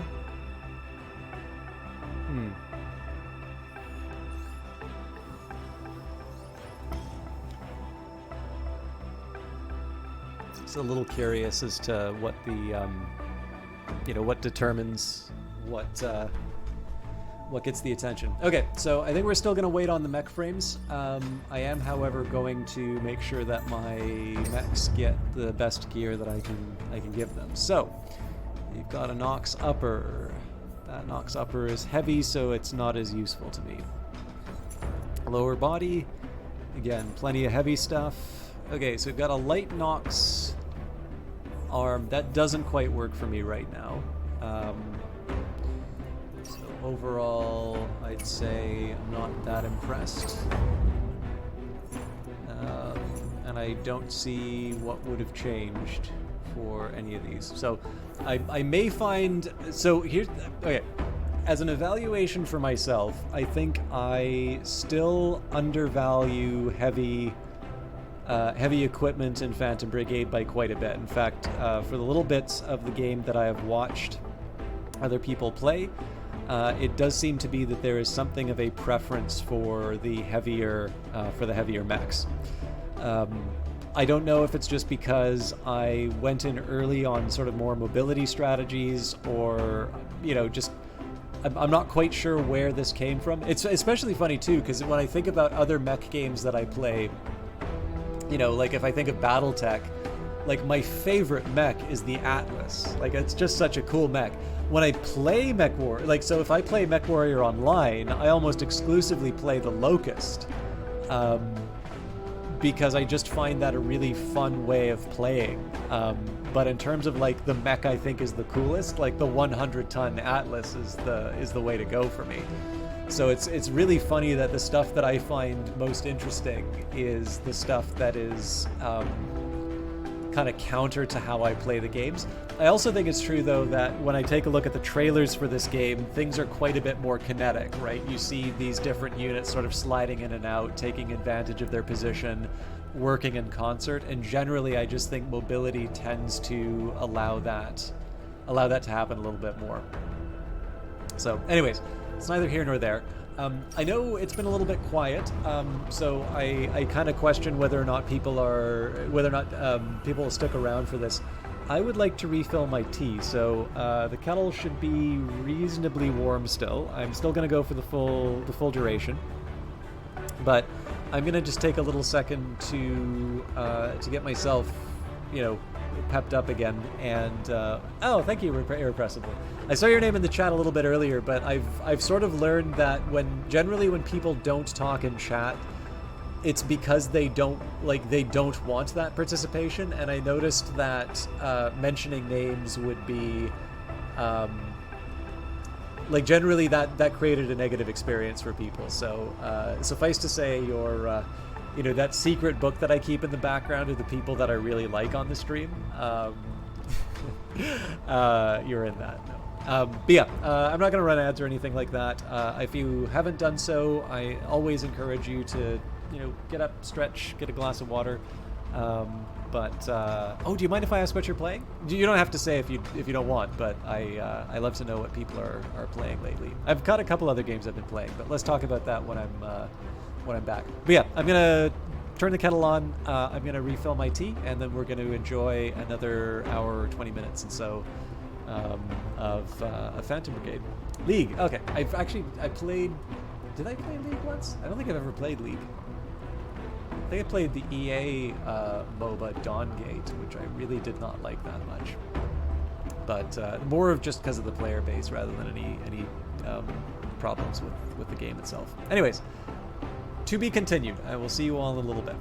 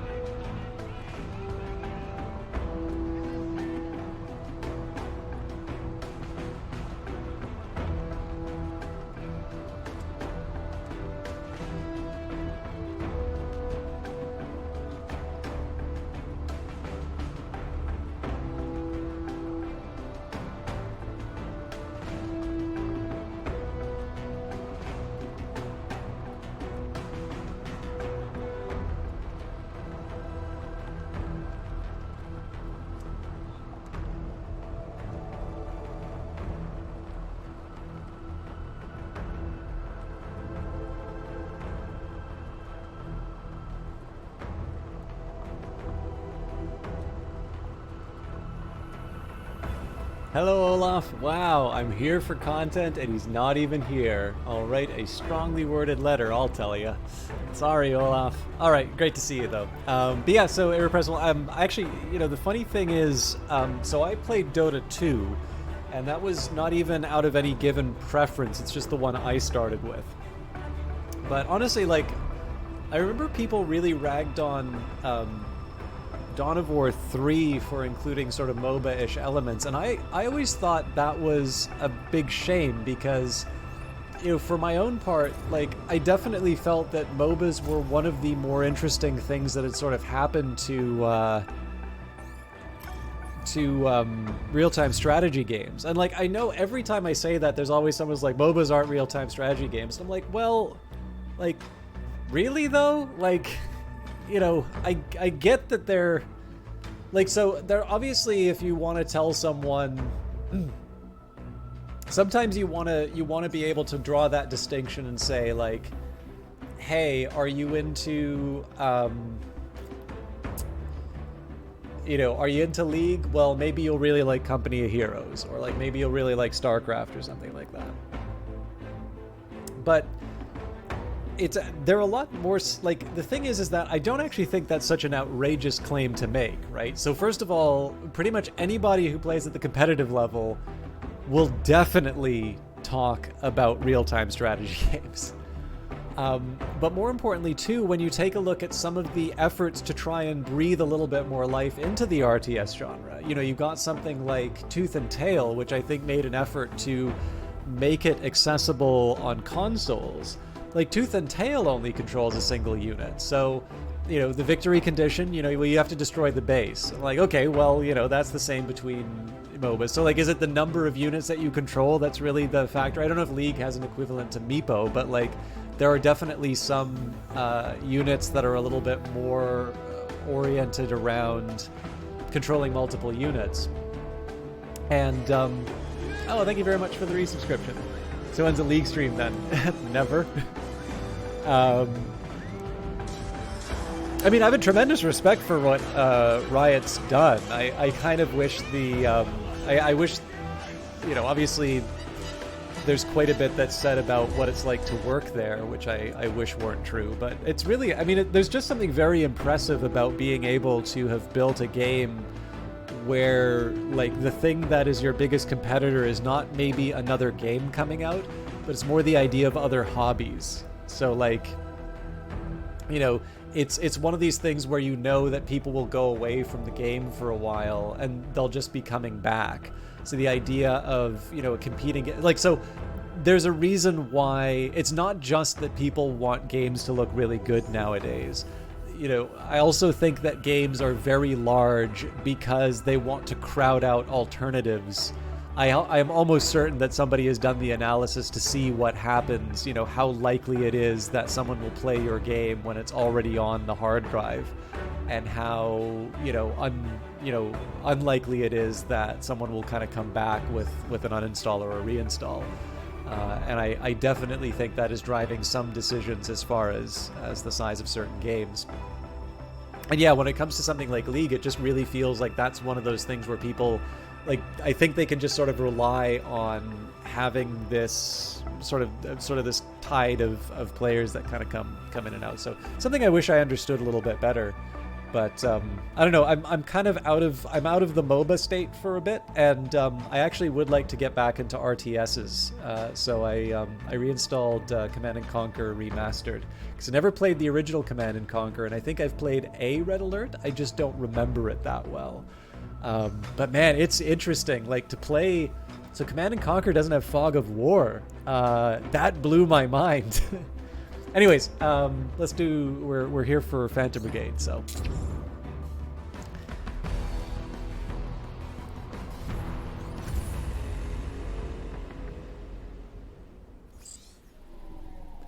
Commander, the base is circled around the perimeter. We are ready to pick the squad up if needed. The enemy will hold the site if you do so. So it looks like we still have 2 contacts, and command, rebel units just entered visual range. I'm outnumbered. Requesting rapid response team ASAP. How are we outnumbered? It's 2-on-2.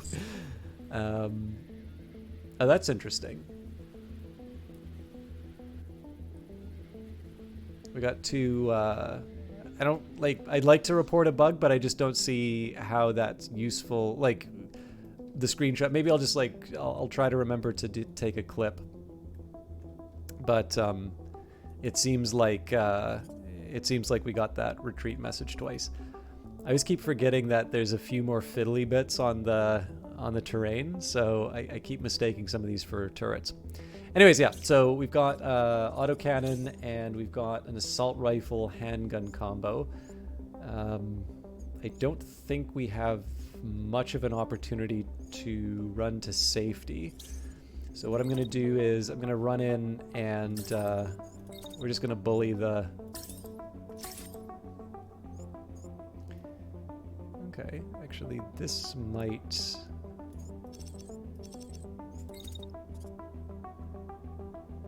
Might have some possibilities. So if I do one of these, not only do I get to open fire on them, but their ally gets to shoot them in the back. So just gotta make sure that I keep the pace.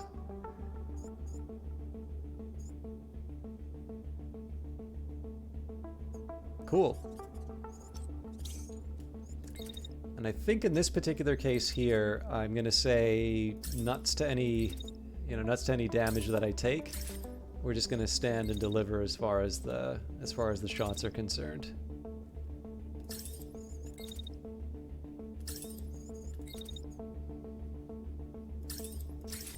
So I'll deal with the tank in a later turn.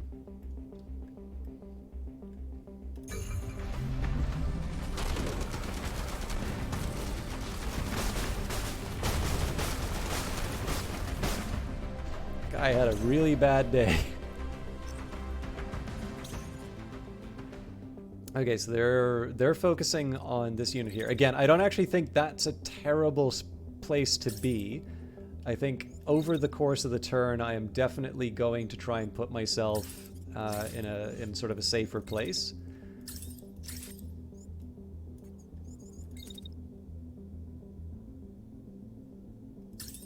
Okay, so yeah, it looks like I can get away with it.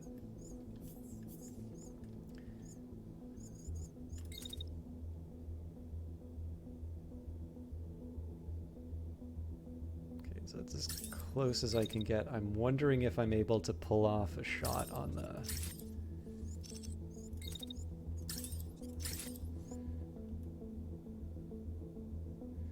Oh, that's right. I gotta pay attention to where it's gonna be.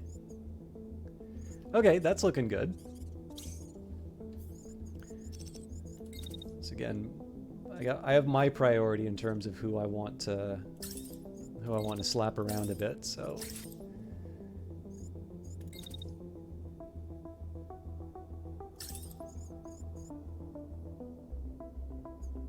I'm gonna take a hit to the back by the tank, but I think that's damage I'm willing to accept. Unfortunately, you know, even if that cooks me, I'll live with it.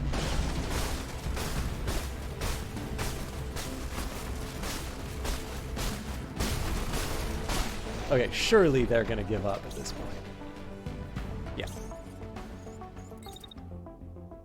So, yeah, they're definitely gonna hit me with the autocannon.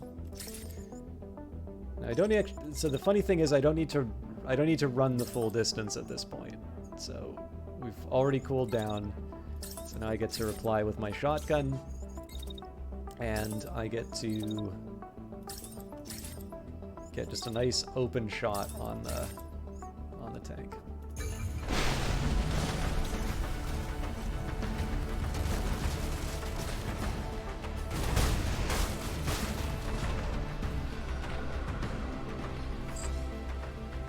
Rebel units eliminated the garrison, requiring tactical relocation for better approach vector. So retreat before the enemy can respond with reinforcements. Making a strike like this and escaping would be a victory. Move your units to the highlighted location to gain a victory, or stay and eliminate hostiles for bigger rewards. In this case here, I think let's see if we can get out of the out of the level. I should probably spend some time and figure out what the, what the risk reward is for sticking around and doing some more, getting some more scrap.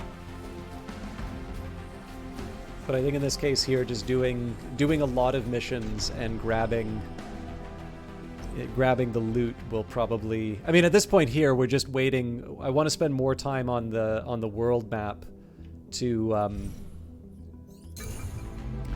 want to spend more time on the world map to get the mechs up and running. After that, we can maybe consider...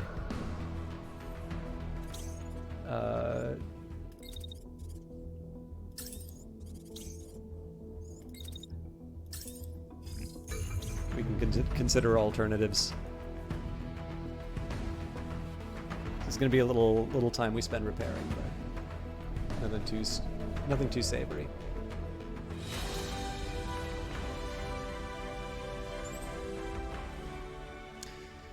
Okay, so if we just take everything, yeah, that's not happening. So, how's the Astra? Okay, we're still down 15. The Nox upper would be best for... Okay, well, it's a mass. Okay, it's double minus on the mass.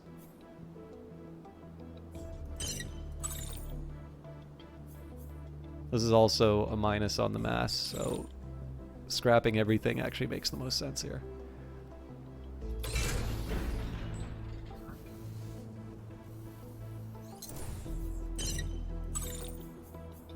Yeah. Light armor projects. It looks like these units have been transporting light armor projects. Light armor sets have less integrity than medium armor sets, but they are lighter, which means they dissipate more heat and make your mech faster. Use these projects in the workshop to create the armor sets. Okay, so we've got some unit repairs happening. We've got a farm, we've got a base, we've got a village. I'm curious, can we get... No, we can't get anything from the reinforced camp. So let's just go to the farm. We'll wait for the repairs to finish, and then we can get the... Oh, I see what's happened here. I've made the, so we don't have the extra mech frame because we started working on the other one. You can only work on one project at a time. It doesn't look like there's a way that I can change this in the queue. So I think I'm just gonna have to live with the fact that I made a dumb decision. Okay, let's go to the Sleipnir, see if there's anything no, we scrapped everything, so there wouldn't be anything fancy.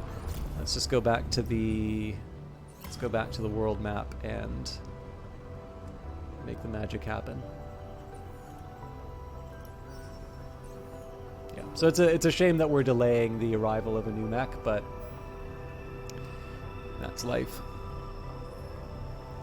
You can attempt to gain control of the structure by mounting an assault with your squad. Suit up. This is a civilian facility occupied by invader forces. This facility is not reinforced, but units that guard it can be challenging to eliminate and will most likely call for reinforcements. So really, this is just me filling the time while I'm building up new units. Command, rebel units just entered visual range. I'm outnumbered, requesting rapid response team ASAP. Who's outnumbered again? So a couple of autocannons and an assault rifle handgun combo.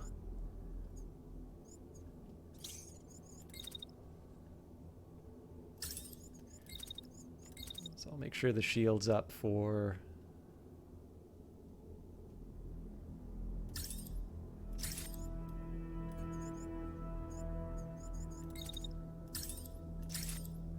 the attack. That actually works out pretty well for me. And I think what I'll do here is I will set the... So range is my real advantage here for the...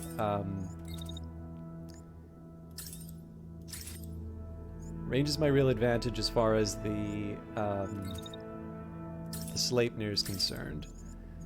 So I think I'm going to use that to inconvenience the tanks while we go sort of mano a mano with the... I mean, so the Lance is definitely in a bit of a tricky situation as far as the taking on 3 units are concerned, but that's really just a matter of making sure that, you know, everybody's guns are pointed in the right area so I can take them on my shield. If we can eliminate them within the 3 turns, so much the better, but I think we need to prepare for reinforcements. So the idea here is that my long-range assault rifle, I'm just going to keep in a nice spot where I can keep the enemy tanks at arm's length, and as long as the Lance is able to make sure that they don't get surrounded, I should be able to put the shield up and make sure that I don't get too much damage. And then if we have to deal with whatever comes in, you know, we'll deal with that at the time.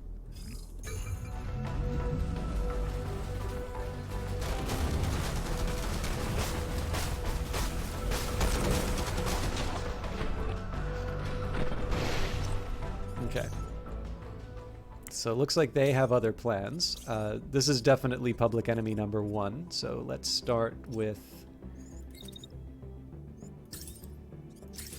So how are they looking damage-wise? It's very likely I'm going to be able to take out that right-hand tread. Question is whether or not I want to bet my life on it.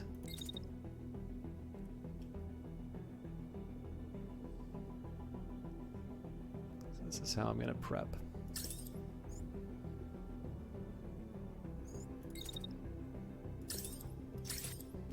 It's overly cautious, but it works. Wow, that's a lot of damage I took on that shield.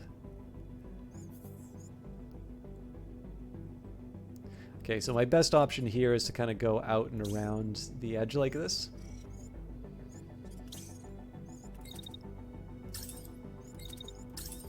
So I'm going to start just go by, I'm going to go go crazy with the shotgun.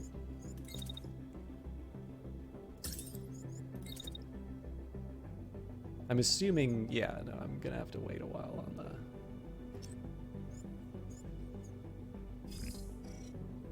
the... Okay.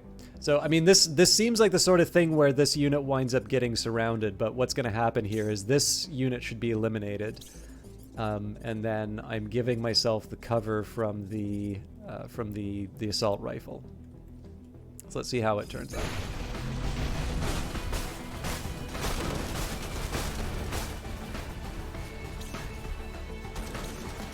Yeah, 2 units down. Okay, so they still want to be in the fight, fair enough. I'm gonna try and take advantage of cover as much as I can. Unfortunately, I am gonna need to shield from the... at least from the first batch of... Oh, interesting.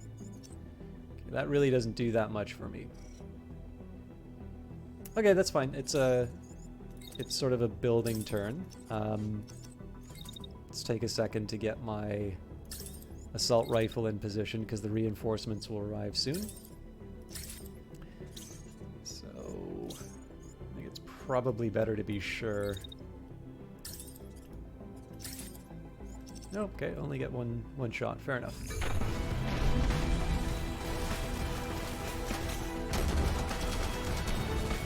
Okay.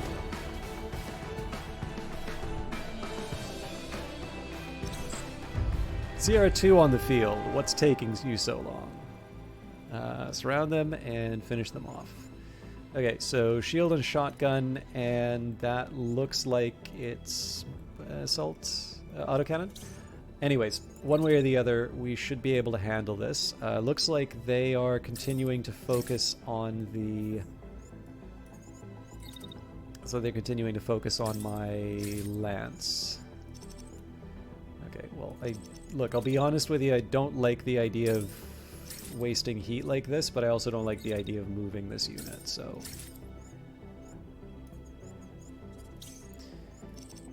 Now, next question, because this unit's also been banged up quite a bit. Let's sit them in place here. Okay. So what I gotta do is I gotta move myself in such a way that... Oh, interesting. Okay, so is there a way... Surely this should give me the cover.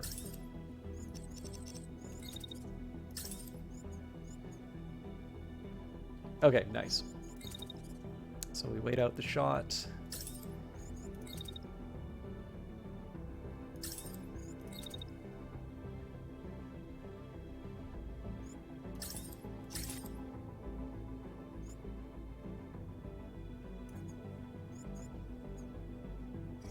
Okay, not ideal, but I think this should see us through.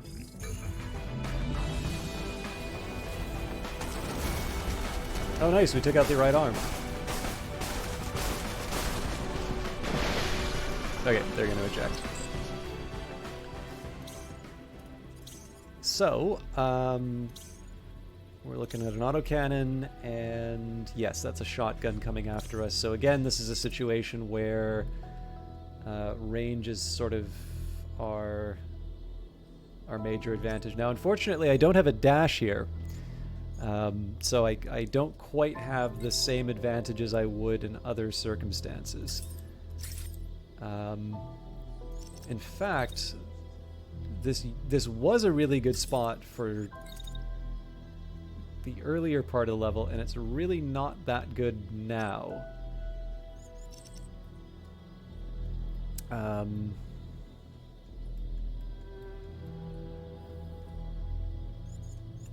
So I think the best I can honestly hope for at the moment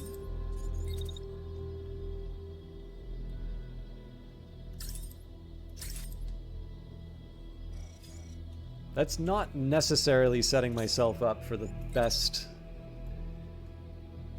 turn, but I figure if they'll take advantage of positioning, I can do the same as well. So the autocannon, so if we take a look here, right, a top-down view is most helpful. This thing's going to excel in short-range fighting. It's also going to be severely impaired by the buildings. So for one turn, while it's sort of moving through... So, I mean, there's this period where it's waiting, but basically it's going to be, for the most part, neutralized next turn, because you've got these two buildings and these two buildings getting in the way of most of the shots that it's going to want to take. On the other hand, with my side, we've got this hill that we can run behind. We should have a clear shot on the shotgun unit if I want to take it. And then top of all of that, wrong unit,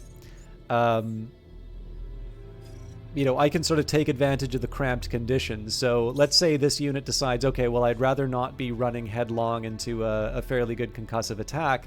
Let's run around the edge here. Well, again, I've got a shotgun to sort of, you know, let them give a sternly worded letter as to how displeased I am with their action. Alternatively, if I think that, you know, our armor's looking a little dinged up, one of the things I can do is I have a pretty easy out in terms of jumping behind these various buildings. So overall, this is a pretty good position to find myself in for the next round. Let's see how it turns out in practice. Also, Olaf, I don't know if this is of interest to you, but I've learned that you can use a controller to navigate that. Let's see how well I do it. There's not a whole lot that's very exciting that's going to happen this turn, but let's see if I can use my gamepad to do some really cool camera sweeps. So I'll slow it down.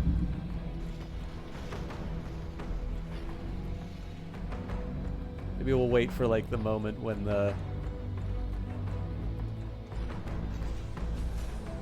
There we go. Oh, I went too early. I don't think there's a way I can slow this down.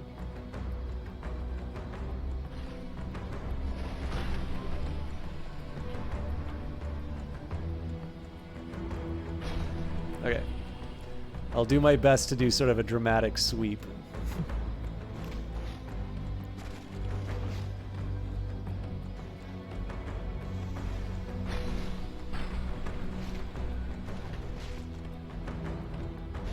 Although I kind of wish I could see what was shooting. Oh, you know what? They're probably the tank's probably trying to shoot.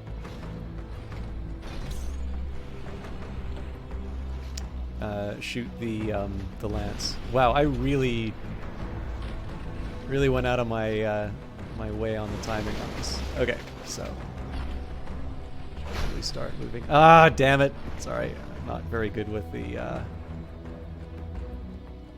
Yeah, this is going to take some getting used to. my controller is a little bit sensitive. Oh no!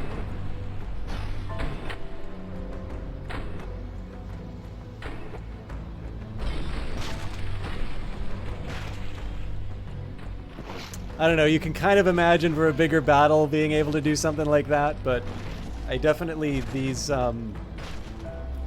triggers are a little sensitive. But yeah, so one of the things that's really cool, you know, again, and this is more of an in principle rather than in practice thing, but being able to use the controller, you know, especially if you can try and do one of those, you know, zooming in and getting a lot of move. I mean, this is like Michael Bay's contribution to filmmaking, right? To just be able to have the camera constantly moving regardless of whether or not there's any motivation for it. And particularly when you've got somebody firing a gun, you know, especially if you're swooping in low, being able to do something like that. They're not easy shots to do. I really like the fact that you can see the moon in the background there. Yeah, it's nice. It's, for me, not very practical on a gameplay point of view, but I can definitely see. I should also see if there's an option to turn off the UI, so I could, you know, I can definitely imagine doing a few little cinematic moments. Okay, so they're gonna go barreling through the front. I gotta see if I can get away with a second shot. I better have a very good escape plan. Oh no, I don't need a very good escape plan. I just maintain the distance.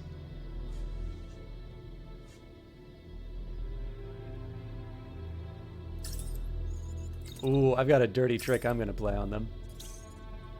Okay, it's gonna be a little complicated with the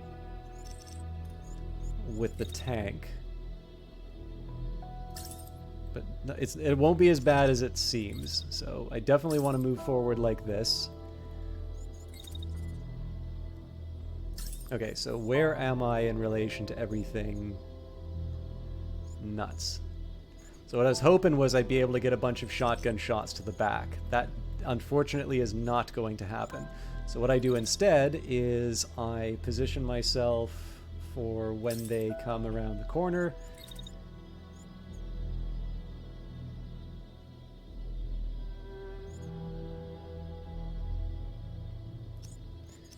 So I wonder if, I don't think this will work, but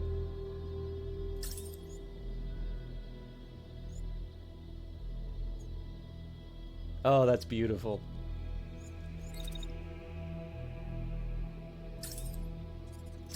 So I'm going to set up my shield. So the reason I'm doing this is I'm setting up my shield so that the tank is going to fire into their allies' back.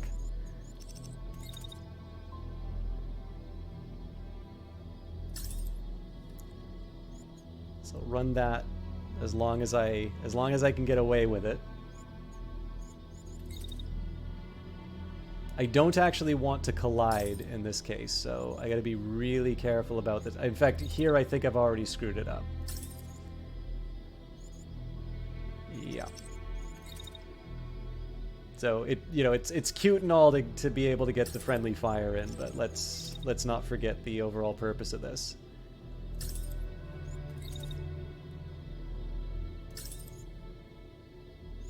I should maybe also remember I don't, like, my shield's not exactly in a state to just be withstanding that kind of an attack. I'll run with it anyway, but then the idea is that we're going to just open fire into their back with a shotgun.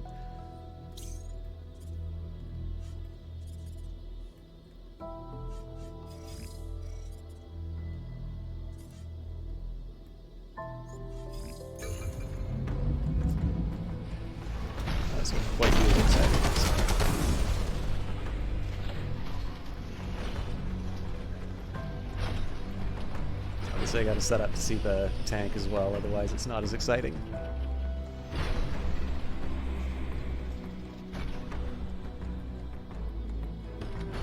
Now the shield may not be as effective because there's a height difference, but we'll see if we can make it work.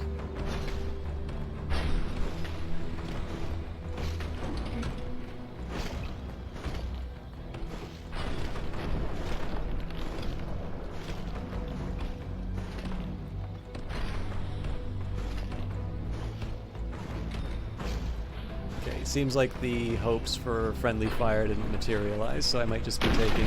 Yeah, and they shot over my head. But we didn't take any damage either, so...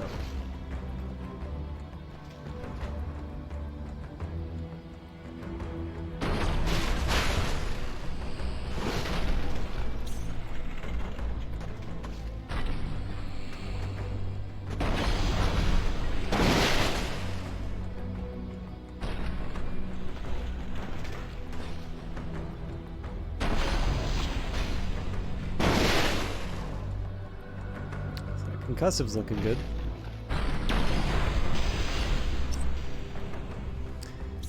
Okay, so they're going to move around the edge. Looks like they do want to take a hit on me. So we're going to continue on with our shots. So I'll wait out the duration here. I'm actually going to sneak around the corner like this. Okay, so they're going to shoot into the side of a hill. I got to be kind of precise on my timings for this next bit.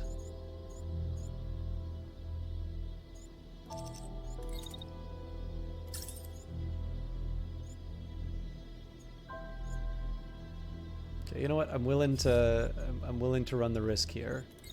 Now, one thing I could try and do is an attack on this unit as it moves around the corner. I don't think that's going to work in my long-term interests. So what I'm going to do here is I'm actually going to move back onto the hill here.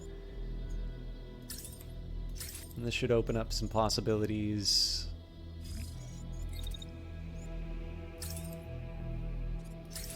Okay, so if we move this to the edge. So I'm going to this is going to be how I anchor my turn, because we get some more shots to the back, and it's with a fairly high concussion type of ammo, so we do lose a little bit of there's a little bit in the start here, but I think it's in the long run it's worth it. Okay, so we shift movement a little bit.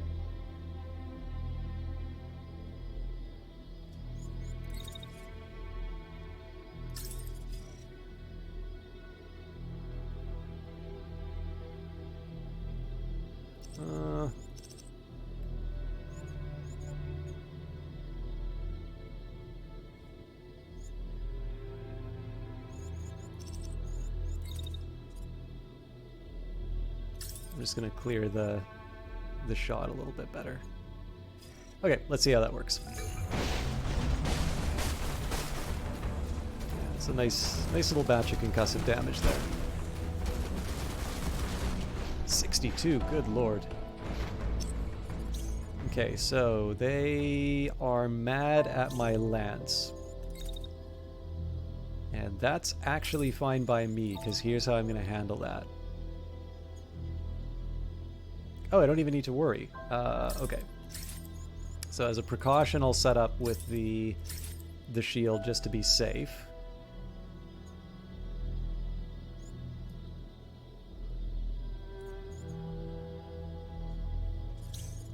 So the attack comes at 370-ish. So if I were to move here...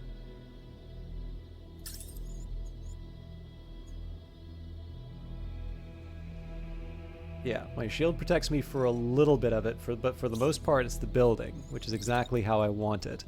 So, of course, we continue to pelt the enemy with our concussive damage.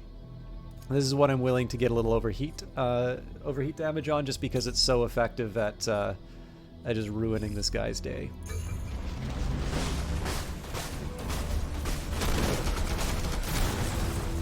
Alright, they're out of the... They are doubly out of the fight. Okay, so again, they're basically going to chase me down for the next little bit.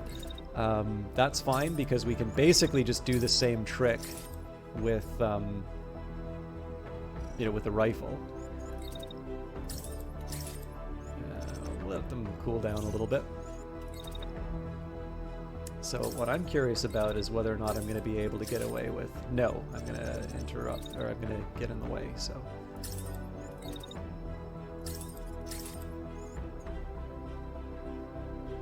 Oh, that's a thing of beauty.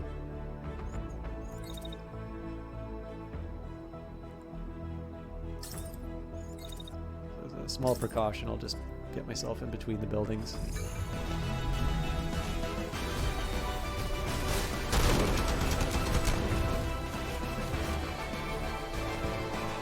Alright, so my lance is definitely not in a position to just sort of take all of the damage, but we've been handling things pretty well with this duo so far.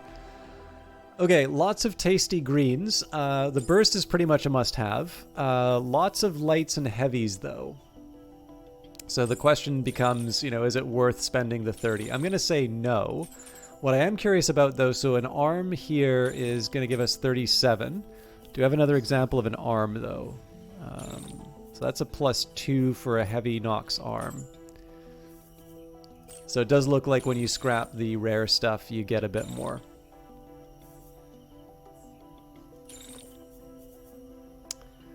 This firewall should be an improvement, and we're at our limit there.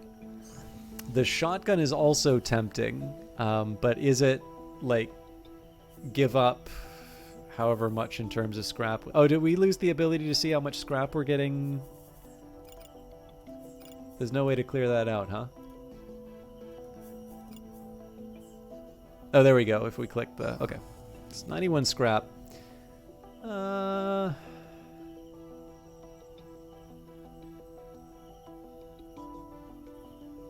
Yeah, I'll stick with this choice. Internal auxiliary subsystems. As thanks, one of the farmers are gifting you a mech they modified. They unfused the core responsible for power and heat capacity from an enemy mech body. They also found a few spare cores that you can try. Each core subsystem has trade-offs and benefits. The higher the quality of the mech, the more internal auxiliary subsystems it contains. In many cases, high-quality parts have their internals unfused. Unfused subsystems can be replaced with other subsystems of the same type. Old Hidden Workshop. One of the farm's engineers tells you that he used to tinker with mech parts before the war. He thinks there might be some modified parts left in his workshop, hidden on the other side of the valley. You should scout around and see if you can find it.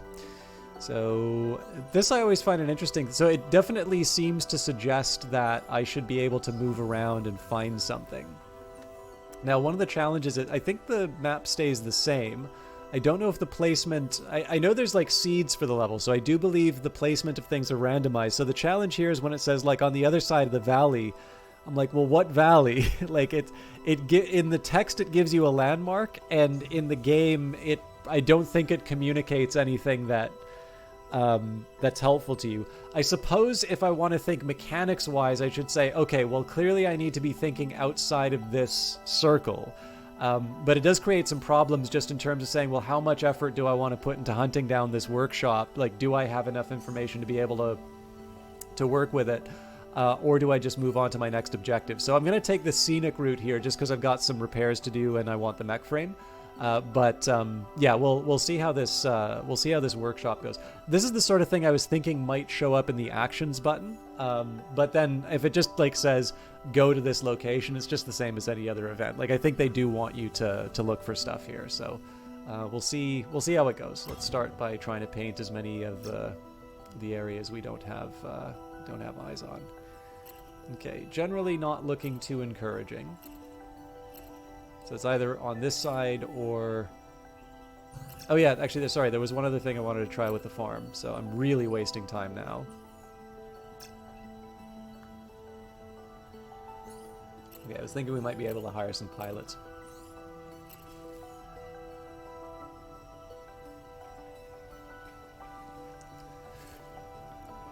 Looks like we're not going to have our mech ready to go.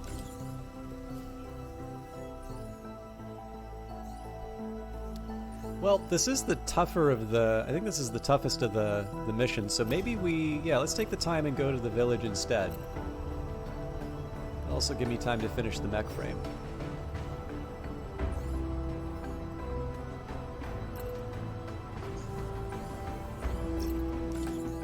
Okay, so I'm gonna finish making the Sleipnir all fancy.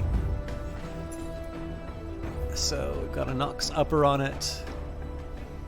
So because of the charge core, the power may not inspire enthusiasm.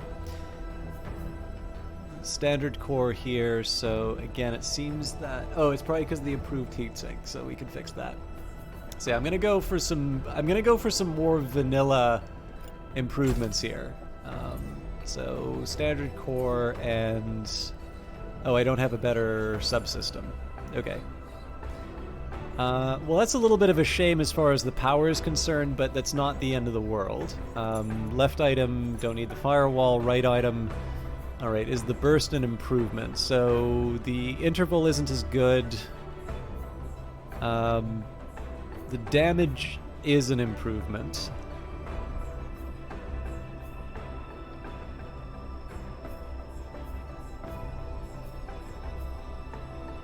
But it's like a 9-point improvement. So let's just leave that be, I think.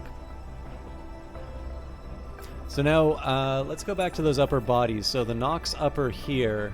So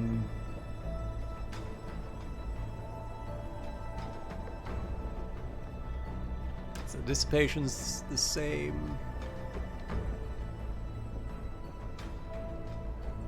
Yeah, this is definitely...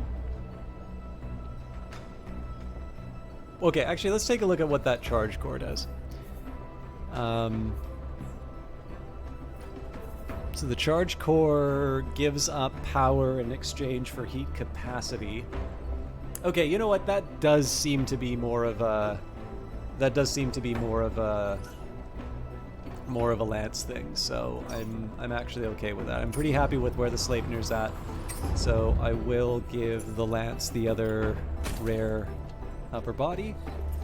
So I do have the option of giving it the overdrive core if I want to restore the heat. The problem is the heat capacity isn't, well,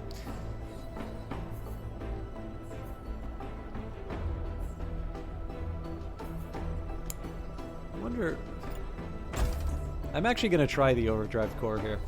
And the reason is I do still want to be able, so the 7 movement speed is a big drag, so let's give it a proper shield. And we're not switching guns. Okay, so now we get to rename and rebuild and just generally mess around with big fancy new mechs. So let's go, I think I'm gonna go vanilla for... I think I'm gonna go vanilla for this body. At least as much as I can. Okay, that's a light arm.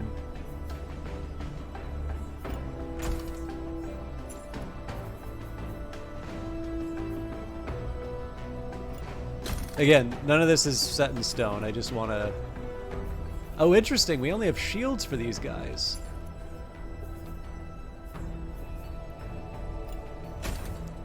Okay.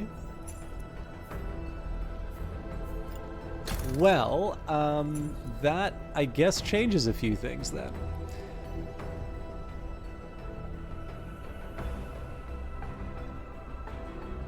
So I'm currently looking at a 13 speed.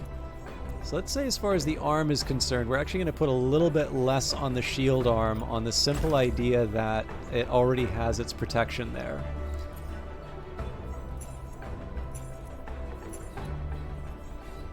And then I guess the next question is there anything else that I can do to...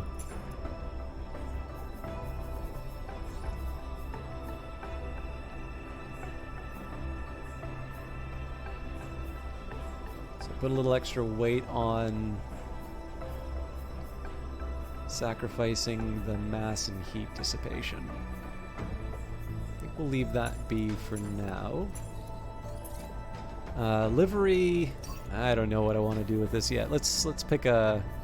You know, I actually kind of like the bluish look in sort of the default. So let's pick a nice... I'm going to avoid some of the shiny stuff for a little while. I don't dislike the... I actually quite like the iridescent. I'd like to go... like, I don't want to overdo it. I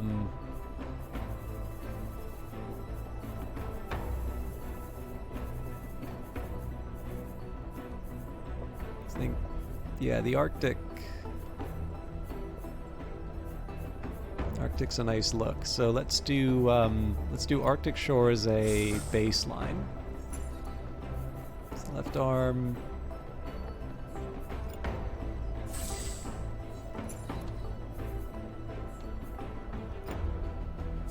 Okay, there's definitely some possibilities here. Now the item. So I definitely want to draw a lot of attention to the shield. So let's do something special for that. Actually, you know what? The Arctic sky might work. The alternative would be neutral blue. Yeah, the cyan would be better in that case. Should probably.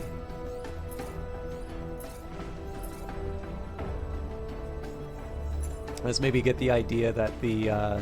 So it's intended that there's a lot of attention that goes to the shield and that the gun isn't as apparent. So we'll go for the Arctic light on that one.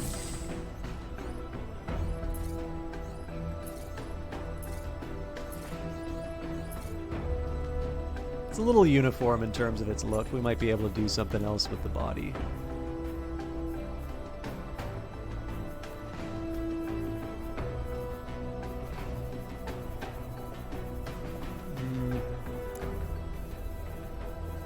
Without kind of breaking up the overall look, so we'll stick with that for now. Obviously, there's room for adjustments.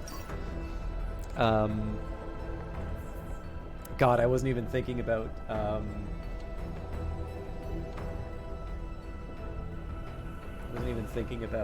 Names for these things.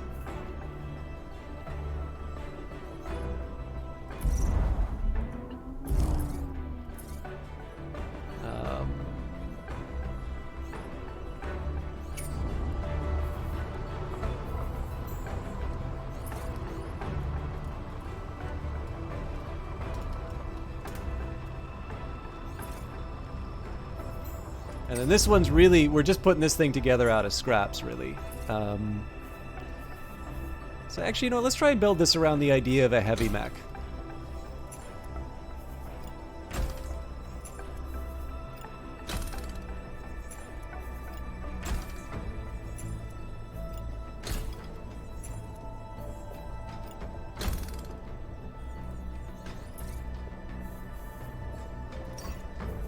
This is definitely also something I'm willing to make pretty bombastic as far as colors are concerned. Ooh. Purple? Yeah, I'm thinking purple.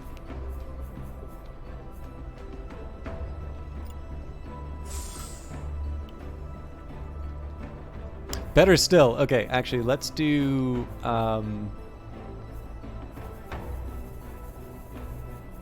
matte colors for the base layer. And the shield gets the...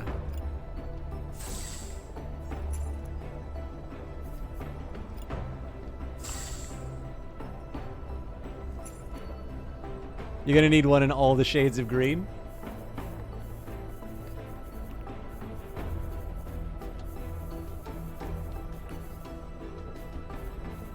I think a yellow gun might be a cool one here. So there's the Defender. Actually, the Spec Ops doesn't look too bad.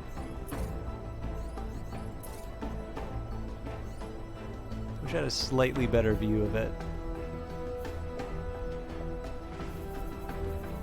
It definitely looks very bling. I'm curious if we change the. Yeah, there's definitely some shine on it. You can't make it quite work for the shield. Actually, I bet you can. Oh no, it's you don't get that variation. Okay, that's fair. I still think the iridescent is the right call for the shield. The only I might change. So I was thinking this might be the one to go for, but I might be able to get some other. I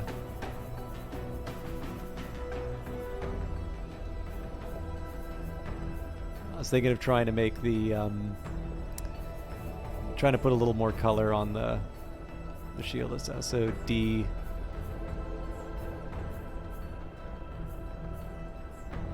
I don't know. This is working for me right now. I definitely need to think about the weapon though.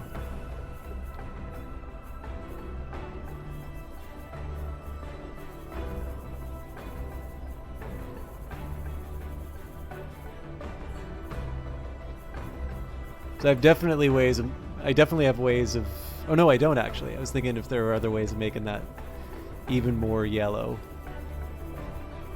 But yeah, roll defender I think seems to be the way to go there.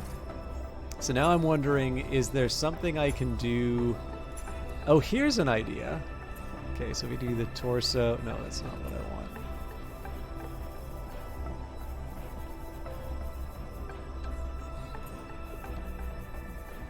I was trying to think of like how do I get the trim more yellow. Yellow arms.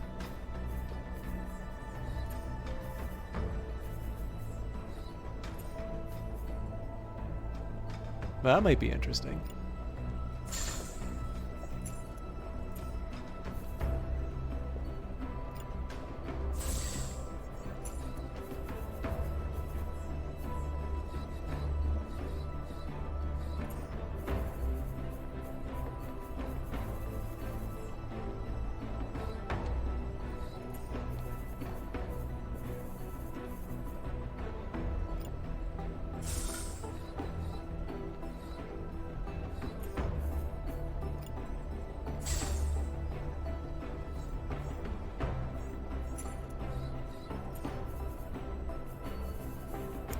Break it up a little bit, so either the Spec Ops G3 or Roll Defender I think will do the trick.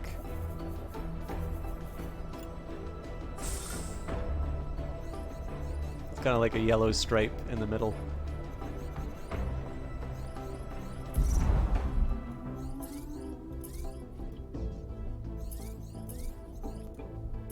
Maybe a vertical stripe would have been a better idea, but I'm gonna basically I just wanted this. I wanted this to be the character of the group.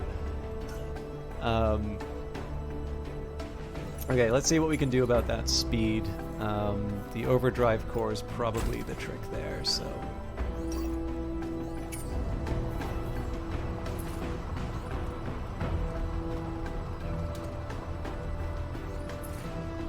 So again, we're kind of building this out of the parts we have available. The rest of this is really going to be about trying to make this all work. But we probably have time for at least one more mission, and we're actually ready to go after the base. But let's clear out the village because we can. And then the rest of this is really just going to be about getting better gear for my units. All right, you can attempt to gain control of the structure by mounting an assault with your squad. So, oh, did it not take the? Wait, so it's called the linebacker here, but it's not. Interesting. Oh man, that's probably one that's going to be hard to find, actually. Okay, 2 hours 41. Okay. That's definitely one I got to clip and share, because that's going to drive someone crazy to find. I think I know what can cause that to happen. There's actually, okay, for those of you, I don't know anything about QA other than what I hear from other people. But there was a neat thread on Twitter about the opening for Skyrim and how basically fixing one thing can cause consequences that you're not expecting. So apparently what had happened in the opening of Skyrim at one point was you'd be going down the hill on the cart, and then out of nowhere the cart would launch into space. We're talking like Kerbal Space Program kind of a launch into space sort of a jump. And the source of it apparently was that there was a problem with bees in the game, which was there wasn't any kind of a collider to be able to pick up the bee, which meant that basically because you couldn't pick up bees, you wouldn't be able to do certain potions. So somebody added a collider and you were able to pick up the bee. The problem was that the collider that they added also was one for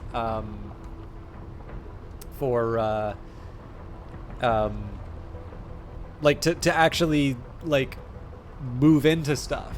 And as far as it was concerned, like it was the most unshakable object in the world. Like there was nothing that you could do to move that bee out of the way. So if you were unlucky enough to be in, you know, like to move the cart into the bee, there's only one place where the cart could go apparently, and that's basically just launching up into the sky, because obviously the game is sort of telling it, okay, just follow down this path. So anyways, it's a story about how you can like do a small change in one thing. I mean, obviously it's all the systems of, you know, open world games. It's what makes them interesting, right? But it's also one of these things that causes for fun drawbacks. Anyways, needless to say, I have to assume that was something of an adventure to try and figure out why the cart was launching into space every once in a while.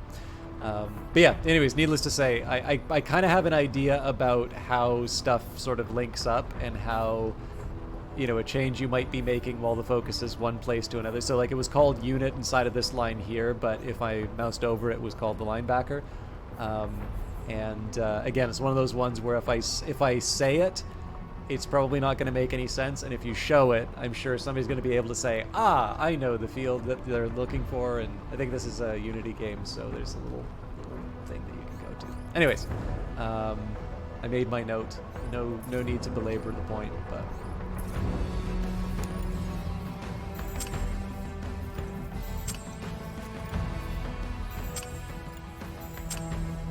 I guess I don't need to double click. I can just like click and hold. But I can't go to the briefing now. All right. So again, this isn't like my dream team. This is just what I've got available. Code Red, hostile unit contact. All units hold optimal range and await reinforcements.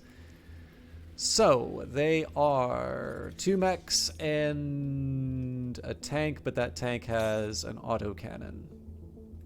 I guess the one bit of good news here is that 3 of my units have shields, so we shouldn't take too much as far as damage is concerned. Although this unit is going to get... okay, so I'll try and make my life a little easier by going behind cover. Oh, that's not going to work. Maybe I can...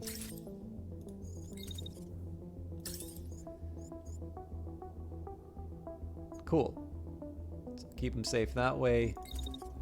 So I think they just start the turn that way, and then I get to go on a hill and shoot at them and laugh.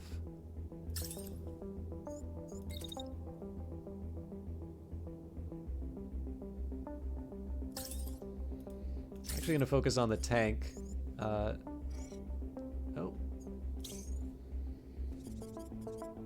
Okay, well, at least one of my units has got a... Oh yeah, no, this is a piece of cake. So what's the point in having a unit with a big shield if you're not able to inconvenience your enemies?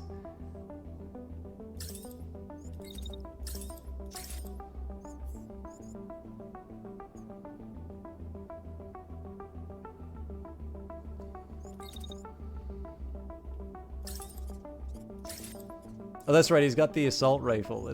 That's useless to shoot the close range unit.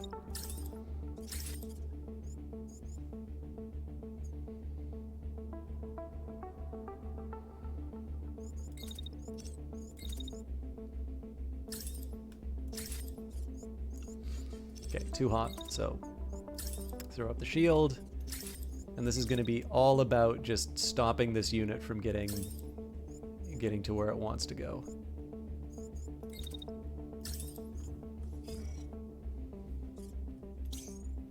So I'm kind of counting on that happening. The rest of it, yeah, nobody else is paying attention to me, so in this case we just go nuts with our shotguns.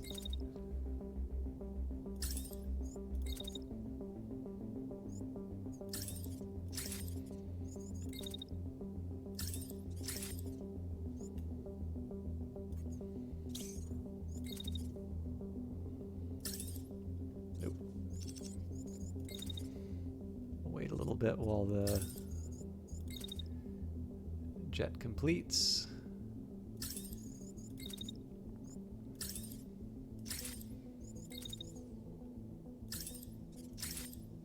So I might overheat off of that, I'm not sure. But let's watch my colorful new Phantom Brigade.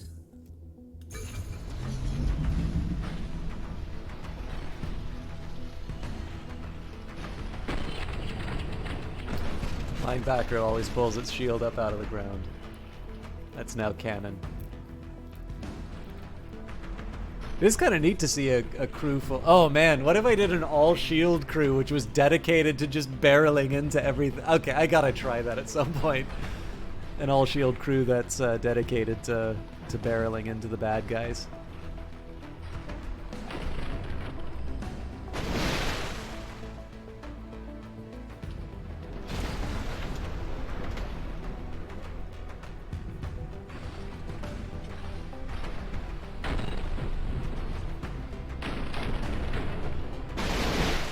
Alright, that thing's already done, so that's some wasted shotgun shots for the rest of the turn here, unfortunately.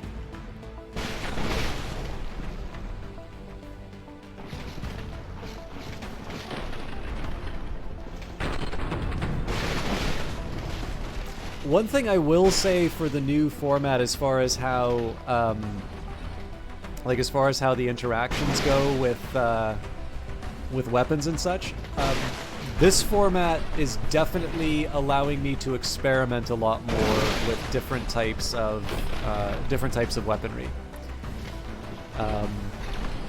So there's definitely weapons here I wouldn't have tried, but out of necessity, I'm using them. Okay, I'm a little worried that we're not going to have the shield up in time for the collision.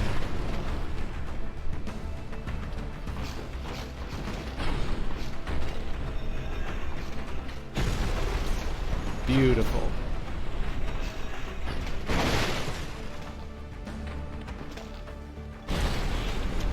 Yep. Okay, I gotta really make sure I keep those shields up, because that's painful if I don't. Dropping in, command's getting impatient. Let's get this over and done with. Okay. Obviously, there's a bunch of stuff happening. So I don't need to worry about the new guys right now. Let's worry about cleaning up the riffraff. I think the best way for me to handle this is prepare for the fact that this unit's going to be out of commission for a little bit. They're going to want to do their thing. So just accept that this is going to be sad. Actually, what I'm going to do is I'm going to move the linebacker into position for the next turn. Well, as close to the next turn as I can. Put him on the edge of both. So that now gives me something of a responsibility to have the unit with the assault rifle sort of do as much damage as they can. So this unit, we're just going to continue to fire our shotgun until we run out of heat. Maybe even beyond. And then this unit...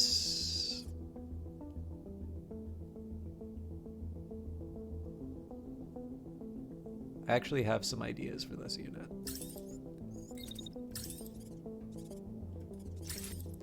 So I'm kind of counting on the fact, like, if I take a look at how this is working, I should be walking under the friendly fire.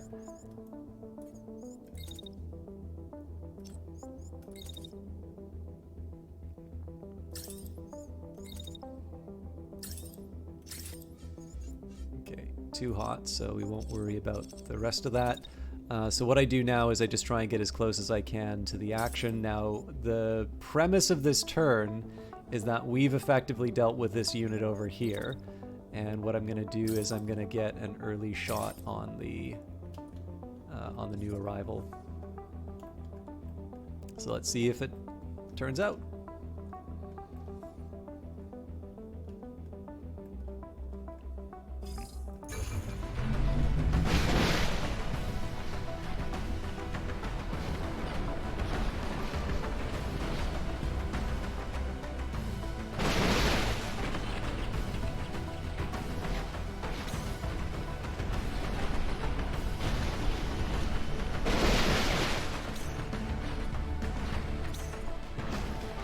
Alright, another crash.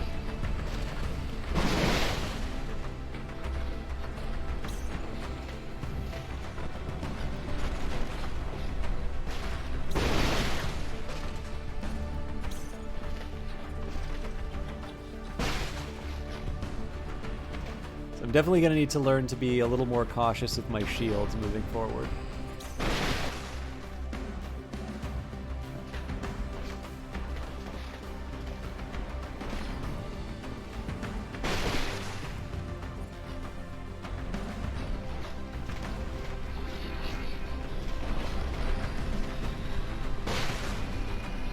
This turn is also considerably less exciting now that half the team is on the spending the round on their faces. I wonder what happens when this unit moves again. Like, does it just count as a collision and they both fall flat on their face again? That's exactly what happens.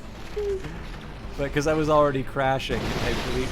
Whoa! Okay. Why not? Oh god, this is great. What? What is this? Oh god, this game's great. Amazingly, this thing's not dead yet. Okay, this is probably my favorite turn of Phantom Brigade so far. That, like...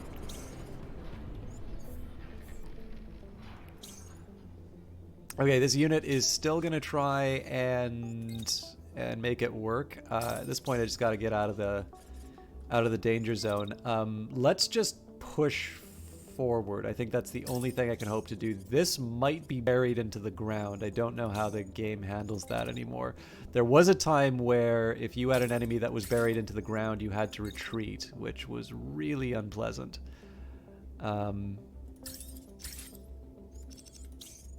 Yeah, it's pretty healthy, so I think 2 shotguns are justified. I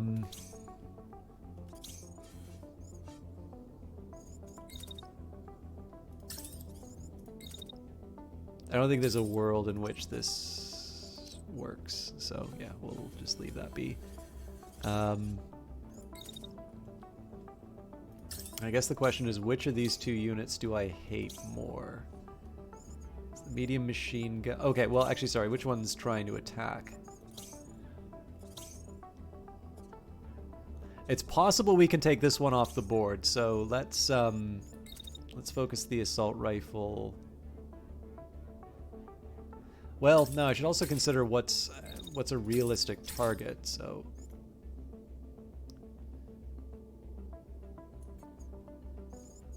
Yeah, again, I'm running hot, but...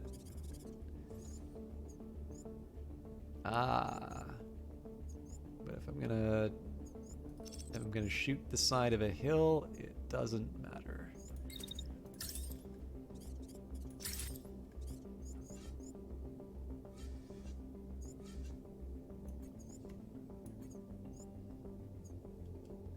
Okay, it's the best available, so.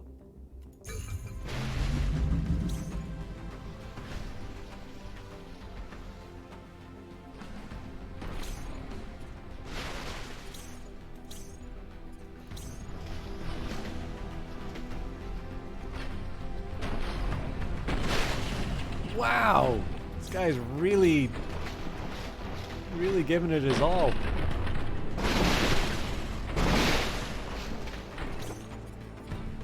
I don't know if I got another shot out of that. Okay, we pulled it off. I probably should have okay, so this thing's just gonna stand around like an idiot because I didn't actually plan the turn. Fortunately, they got a lease on life from the Okay, so I can't really afford to use the shield anymore.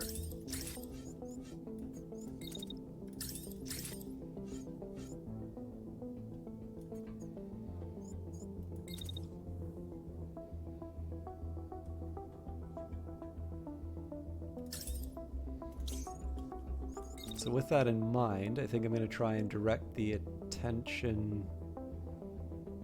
Now, you know what? We're just going to make this an all-out brawl.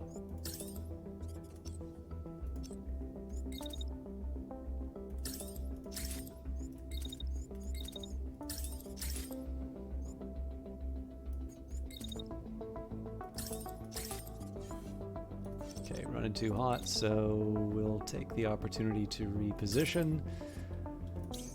This unit... Okay, again, gotta mind my steps, otherwise bad things will happen.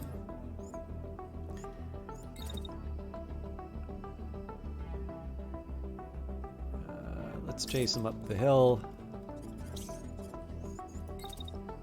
And this unit is probably my best bet. Okay, hang on. This doesn't work for so many different reasons. Okay, so here's what we're going to do instead. We're going to cancel these. I'm actually going to move this unit.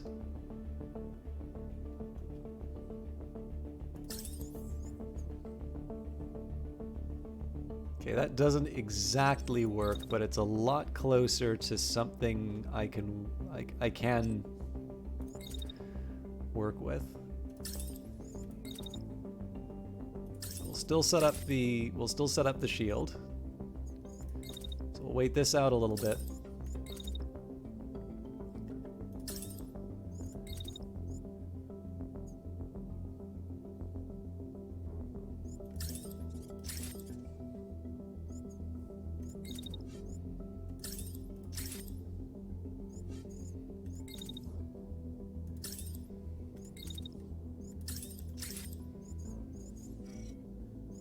This isn't going to be much in terms of protection for this unit,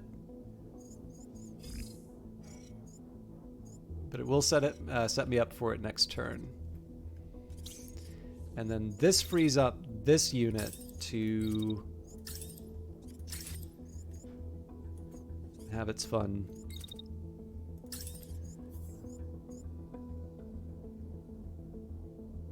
Okay, I'm a little surprised.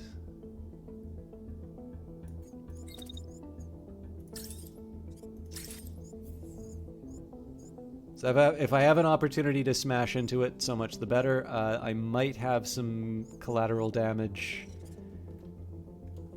shot-wise. That's just too bad at this point. Let's try and move on to this hill. I think this should give me an opportunity to get some shots on...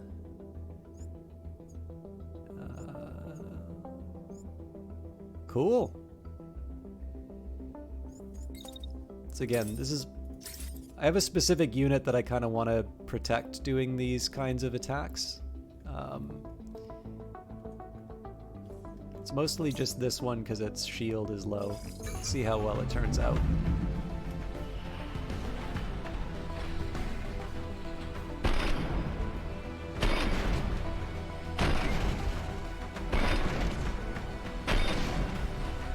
I'm gonna do my best to redeem myself.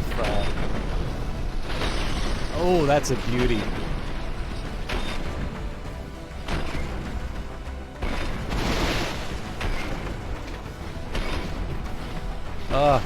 Yeah, sensitivity needs...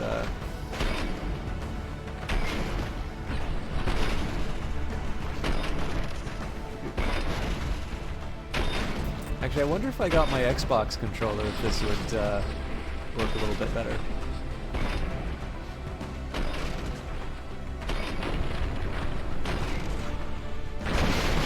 I can't quite pull off the smooth transitions that I'd like.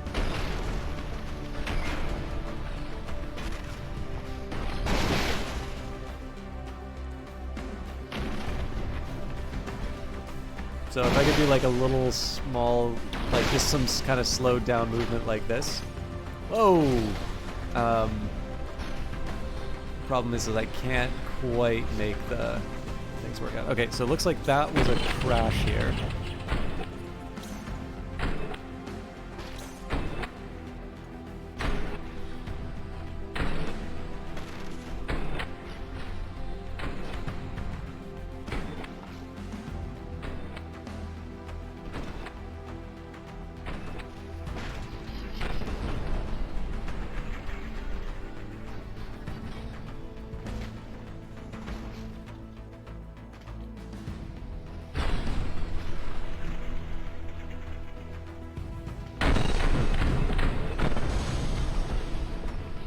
Easy target.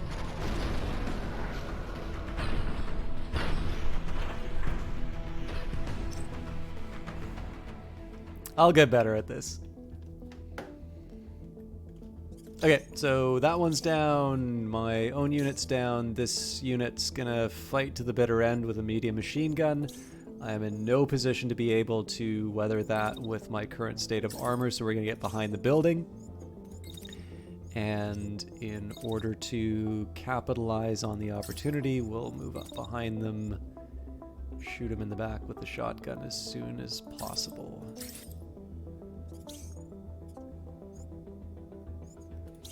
In fact, I might even just be able to try a more direct approach. So if I do something like that.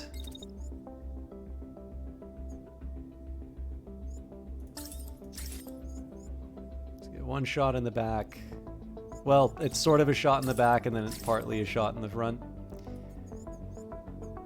Yeah, they'll still clear out the move.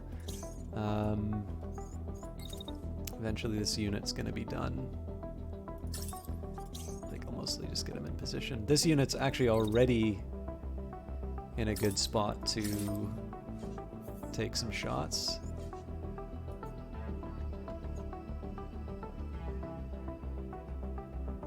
Let my own guy pass.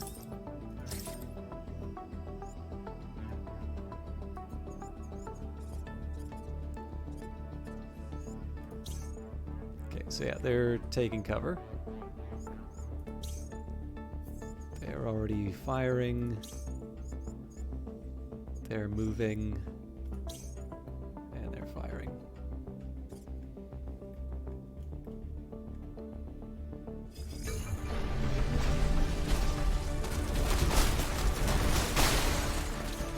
God, that was great. Surely they're gonna surrender at this point.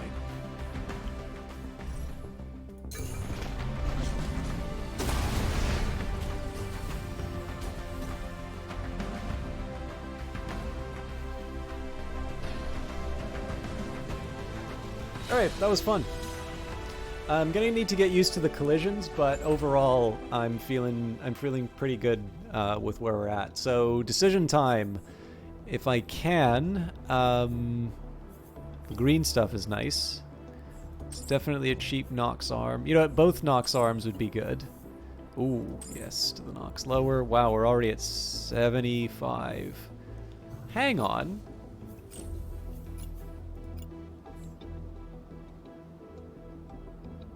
So apparently I lost this on the linebacker? That doesn't sound right.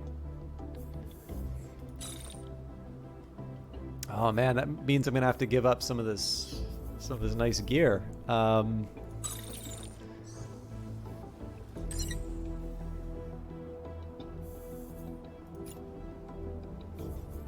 Is there a way I can turn this Nox arm heavy into a better Nox arm heavy?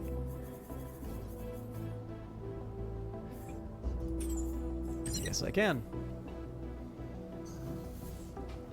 I didn't notice that we lost the arm on that thing. Oh, here we go. Lost. This item belonged to one of your mechs, but it was detached in battle. It will be lost if not retrieved. Fair enough. I don't really need the assault rifle, but it feels to me like I need to have at least one weapon that I've picked up. Actually, yeah, with that in mind, so it's an uncommon burst compared to just a vanilla burst. So not as exciting. So this is one thing that actually makes the missions a lot more interesting. So it used to be that there was almost no consequence to losing parts for mechs.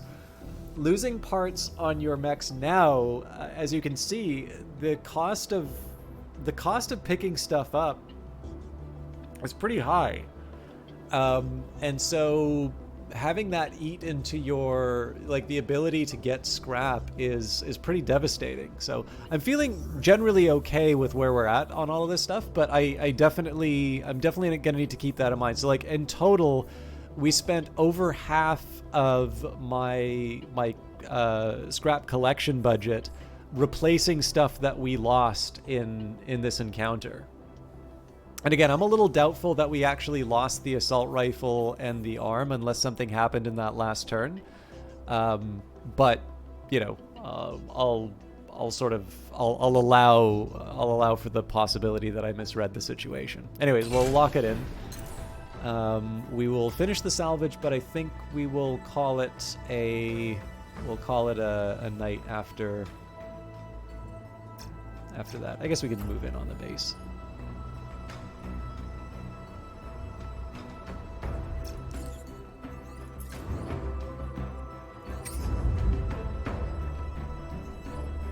That's the unit I wanted. We'll at the very least get the details in. Okay.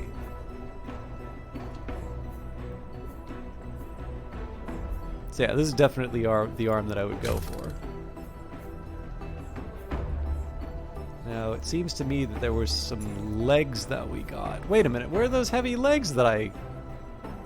Oh, did I scrap them instead of salvaging? There were definitely rare legs that I asked for in that. I thought I did anyway. Wait, why are they both called the linebacker now? Ah! I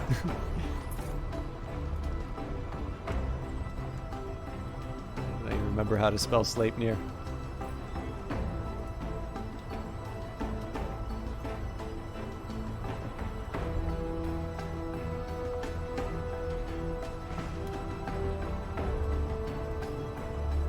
S-L-E-I-P-N.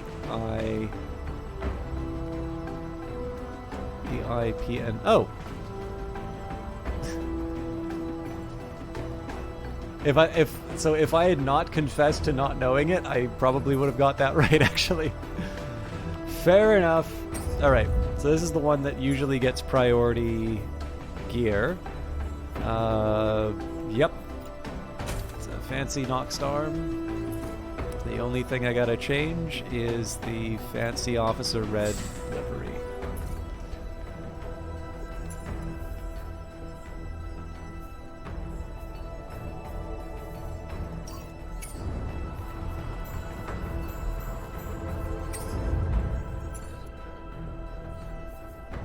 Yeah, so I think most of this stuff is not even really worth looking at.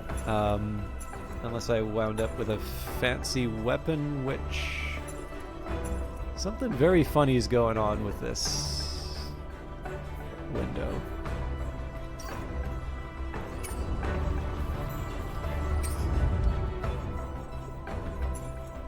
Okay, you know what? Let's just take a second here and go to the inventory screen. So just for starters, let's say I'm...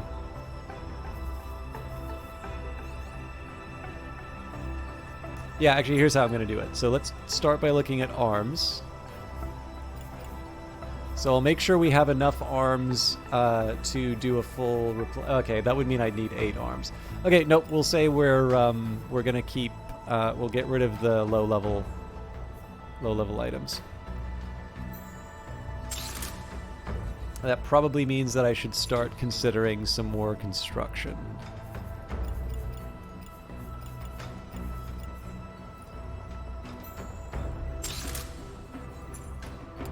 Okay, we'll keep those legs for now.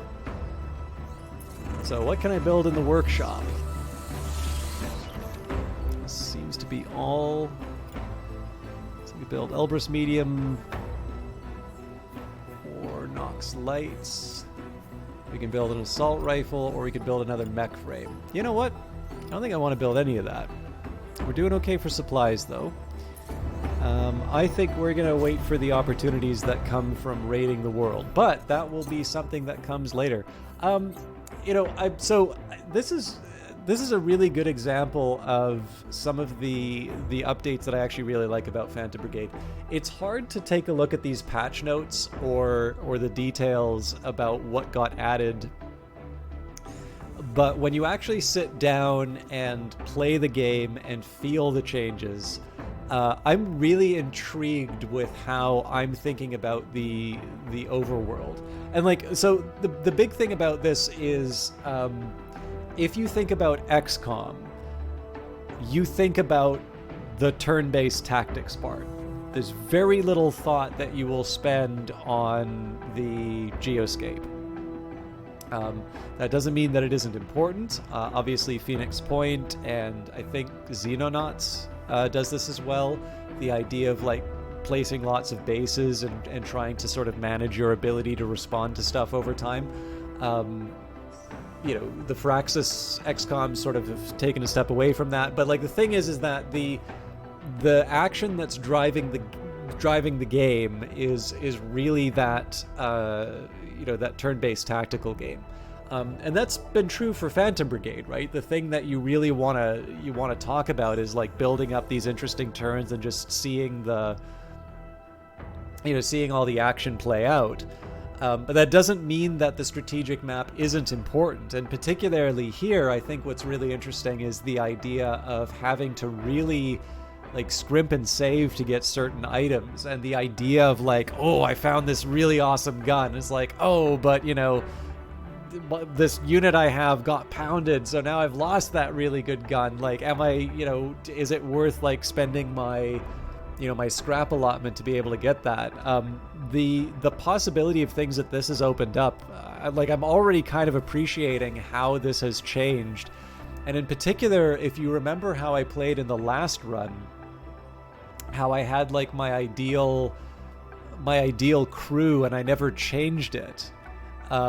This is actually really inspiring me, or forcing me at the very least, to try out different combinations, and as a result, like I'm getting to experience more of the game despite myself. So I'm really into this. You know, again, I'm generally favorably disposed towards the game. I'll obviously, like, so when silly stuff happens, like that pinball game in the middle of the battle, like that's just funny, right? And when stuff isn't working for me, I like to try and articulate it as best as I can. But I'm really intrigued by the changes that have been made to the campaign here. I think they're subtle ones when you take a look at the patch notes and the list, but when I just sort of think about how I'm reacting in terms of building my mechs and how I'm making the most of my, you know, my resources, I'm intrigued about where it's going to go, and I think what it's going to force me to do is to appreciate some of the diversity of approaches inside of the games. One of the things I would maybe like to see as a consequence of this is right now I'm still sort of picking the closest target for me to attack. And it would be really interesting if I could start having a little more structure. So there's a few different things, you know, like, okay, we're going to go liberate the capital. So let's just beeline to the capital and see what we can get. To be able to make some decisions in terms of saying, like, I want to get this item here and I want to get that item there. I suspect that's probably in the pipeline. I also know there's like the idea of a nemesis system and such. That will probably be motivating different movements through the different provinces. So I think there's going to be a lot more to do on the strategic map, which I haven't even really thought of yet, just because it's deep in the roadmap and it's only been hinted at. But yeah, the only thing I could really say about this is that I think there's something interesting about sort of having a limited number of plans in terms of building stuff in the workshop. I think that my restrictions has forced me, the restrictions that I'm faced with are forcing me to actually try some more of the weapons, and as a result be able to be better informed about the options that I have for my units. And I'm not just doing it as like, okay, I really want to see how this thing works. It's like, I have to do it because if I don't, then I don't have any weapons. And the only thing I can say right now is that it would be nice if, once having tested some of those weapons, if I was able to say, okay, if I want to get something more like this weapon I know that I like, I'm going to have to go and do this mission off to the side here. And that may be on the roadmap, that may not be. I'll probably have to check out the Discord, but yeah, I'm intrigued. So, okay. I don't know why it's defaulting to April 5th. I think that was like the first time I played. Was it? That doesn't seem right. Anyways, I'll find out why it's defaulting to that one day. But it's August 18th. Thank you all for sharing Phantom Brigade with me. I know it was a bit more of a quiet run with the game. Sounds interesting. Always cool when a game can change your playstyle. Yeah, well, I'm my own worst enemy on that sort of stuff, because I will get very I'll get very set in my ways, particularly because I like single-player games a lot.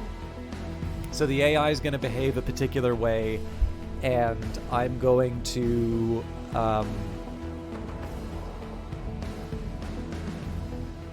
you know, I'm going to sort of refine a strategy around the incentives that the game has placed in front of me. Maybe if I did more multiplayer games, I would change up my strategies a bit more. But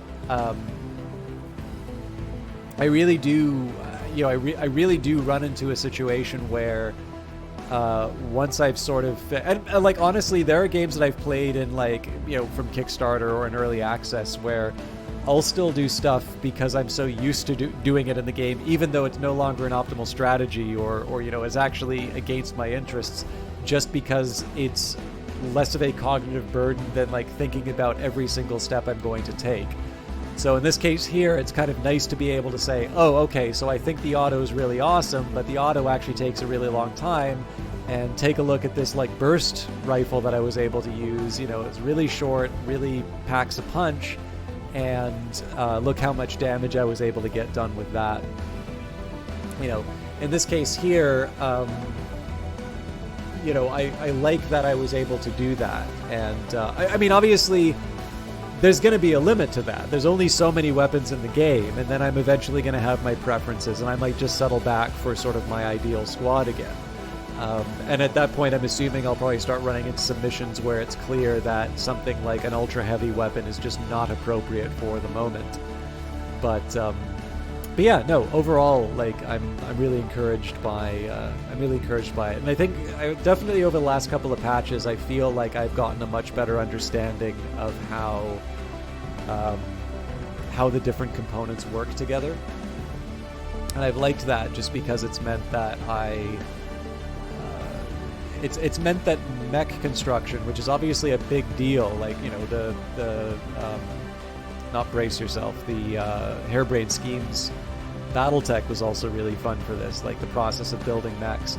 I've always been of two minds about it, which is, on one side, the building the mech part is a really cool thing. It's something that's fun to do in Battletech. You know, it's whether it's tabletop or the digital version of the game. Even in something like MechWarrior Online, being able to mess around with your mech types is cool and fun. But I personally sometimes get overwhelmed by those systems, you know, because especially when you play something like MechWarrior Online, because then you always have the, you know, worry that somebody's going to like look at your spec and scream at you for not following the meta or something like that, which, you know, that's never fun. So yeah. Anyways, I've belabored the point quite a bit. Johnny Big Time is back on Twitch, which I'm really happy to see. He is currently playing Demon Souls. I'm going to assume that that is the... I'm assuming that that is the PlayStation 5 version. It is PlayStation 5 now, right? Anyway, whatever the latest PlayStation version is. I know he's played it once before. Johnny is definitely a streamer I'm really fond of. He's got a great sort of personality. He's also been just really, you know, really nice to me. He's one of the few people from a stream team I used to be part of, you know, way back when. It's definitely somebody of good character and someone I'm definitely fond of being able to support. So I'd love it if you'd hang around with him. Sadly, there's nobody else playing Phantom Brigade, but I will probably be back with this next Wednesday. For those of you who are here for the Wolfenstein experience, that'll be next Friday. I am going to do my absolute best to stream tomorrow. No promises, but I really want to try and do it because it is a game that came out last week, and I'm really happy for the developer. I've been wanting to do it for a while. But follow Twitter for that if you want to know what's going on. Otherwise, rest of the plan, Friday will be Wolfenstein. I'm not sure what I'm doing Monday yet. Tuesday, I've already got a new Elder Scrolls episode up. And for those of you just here for Phantom Brigade, we'll see you in a week. Please enjoy Johnny, and have a great night.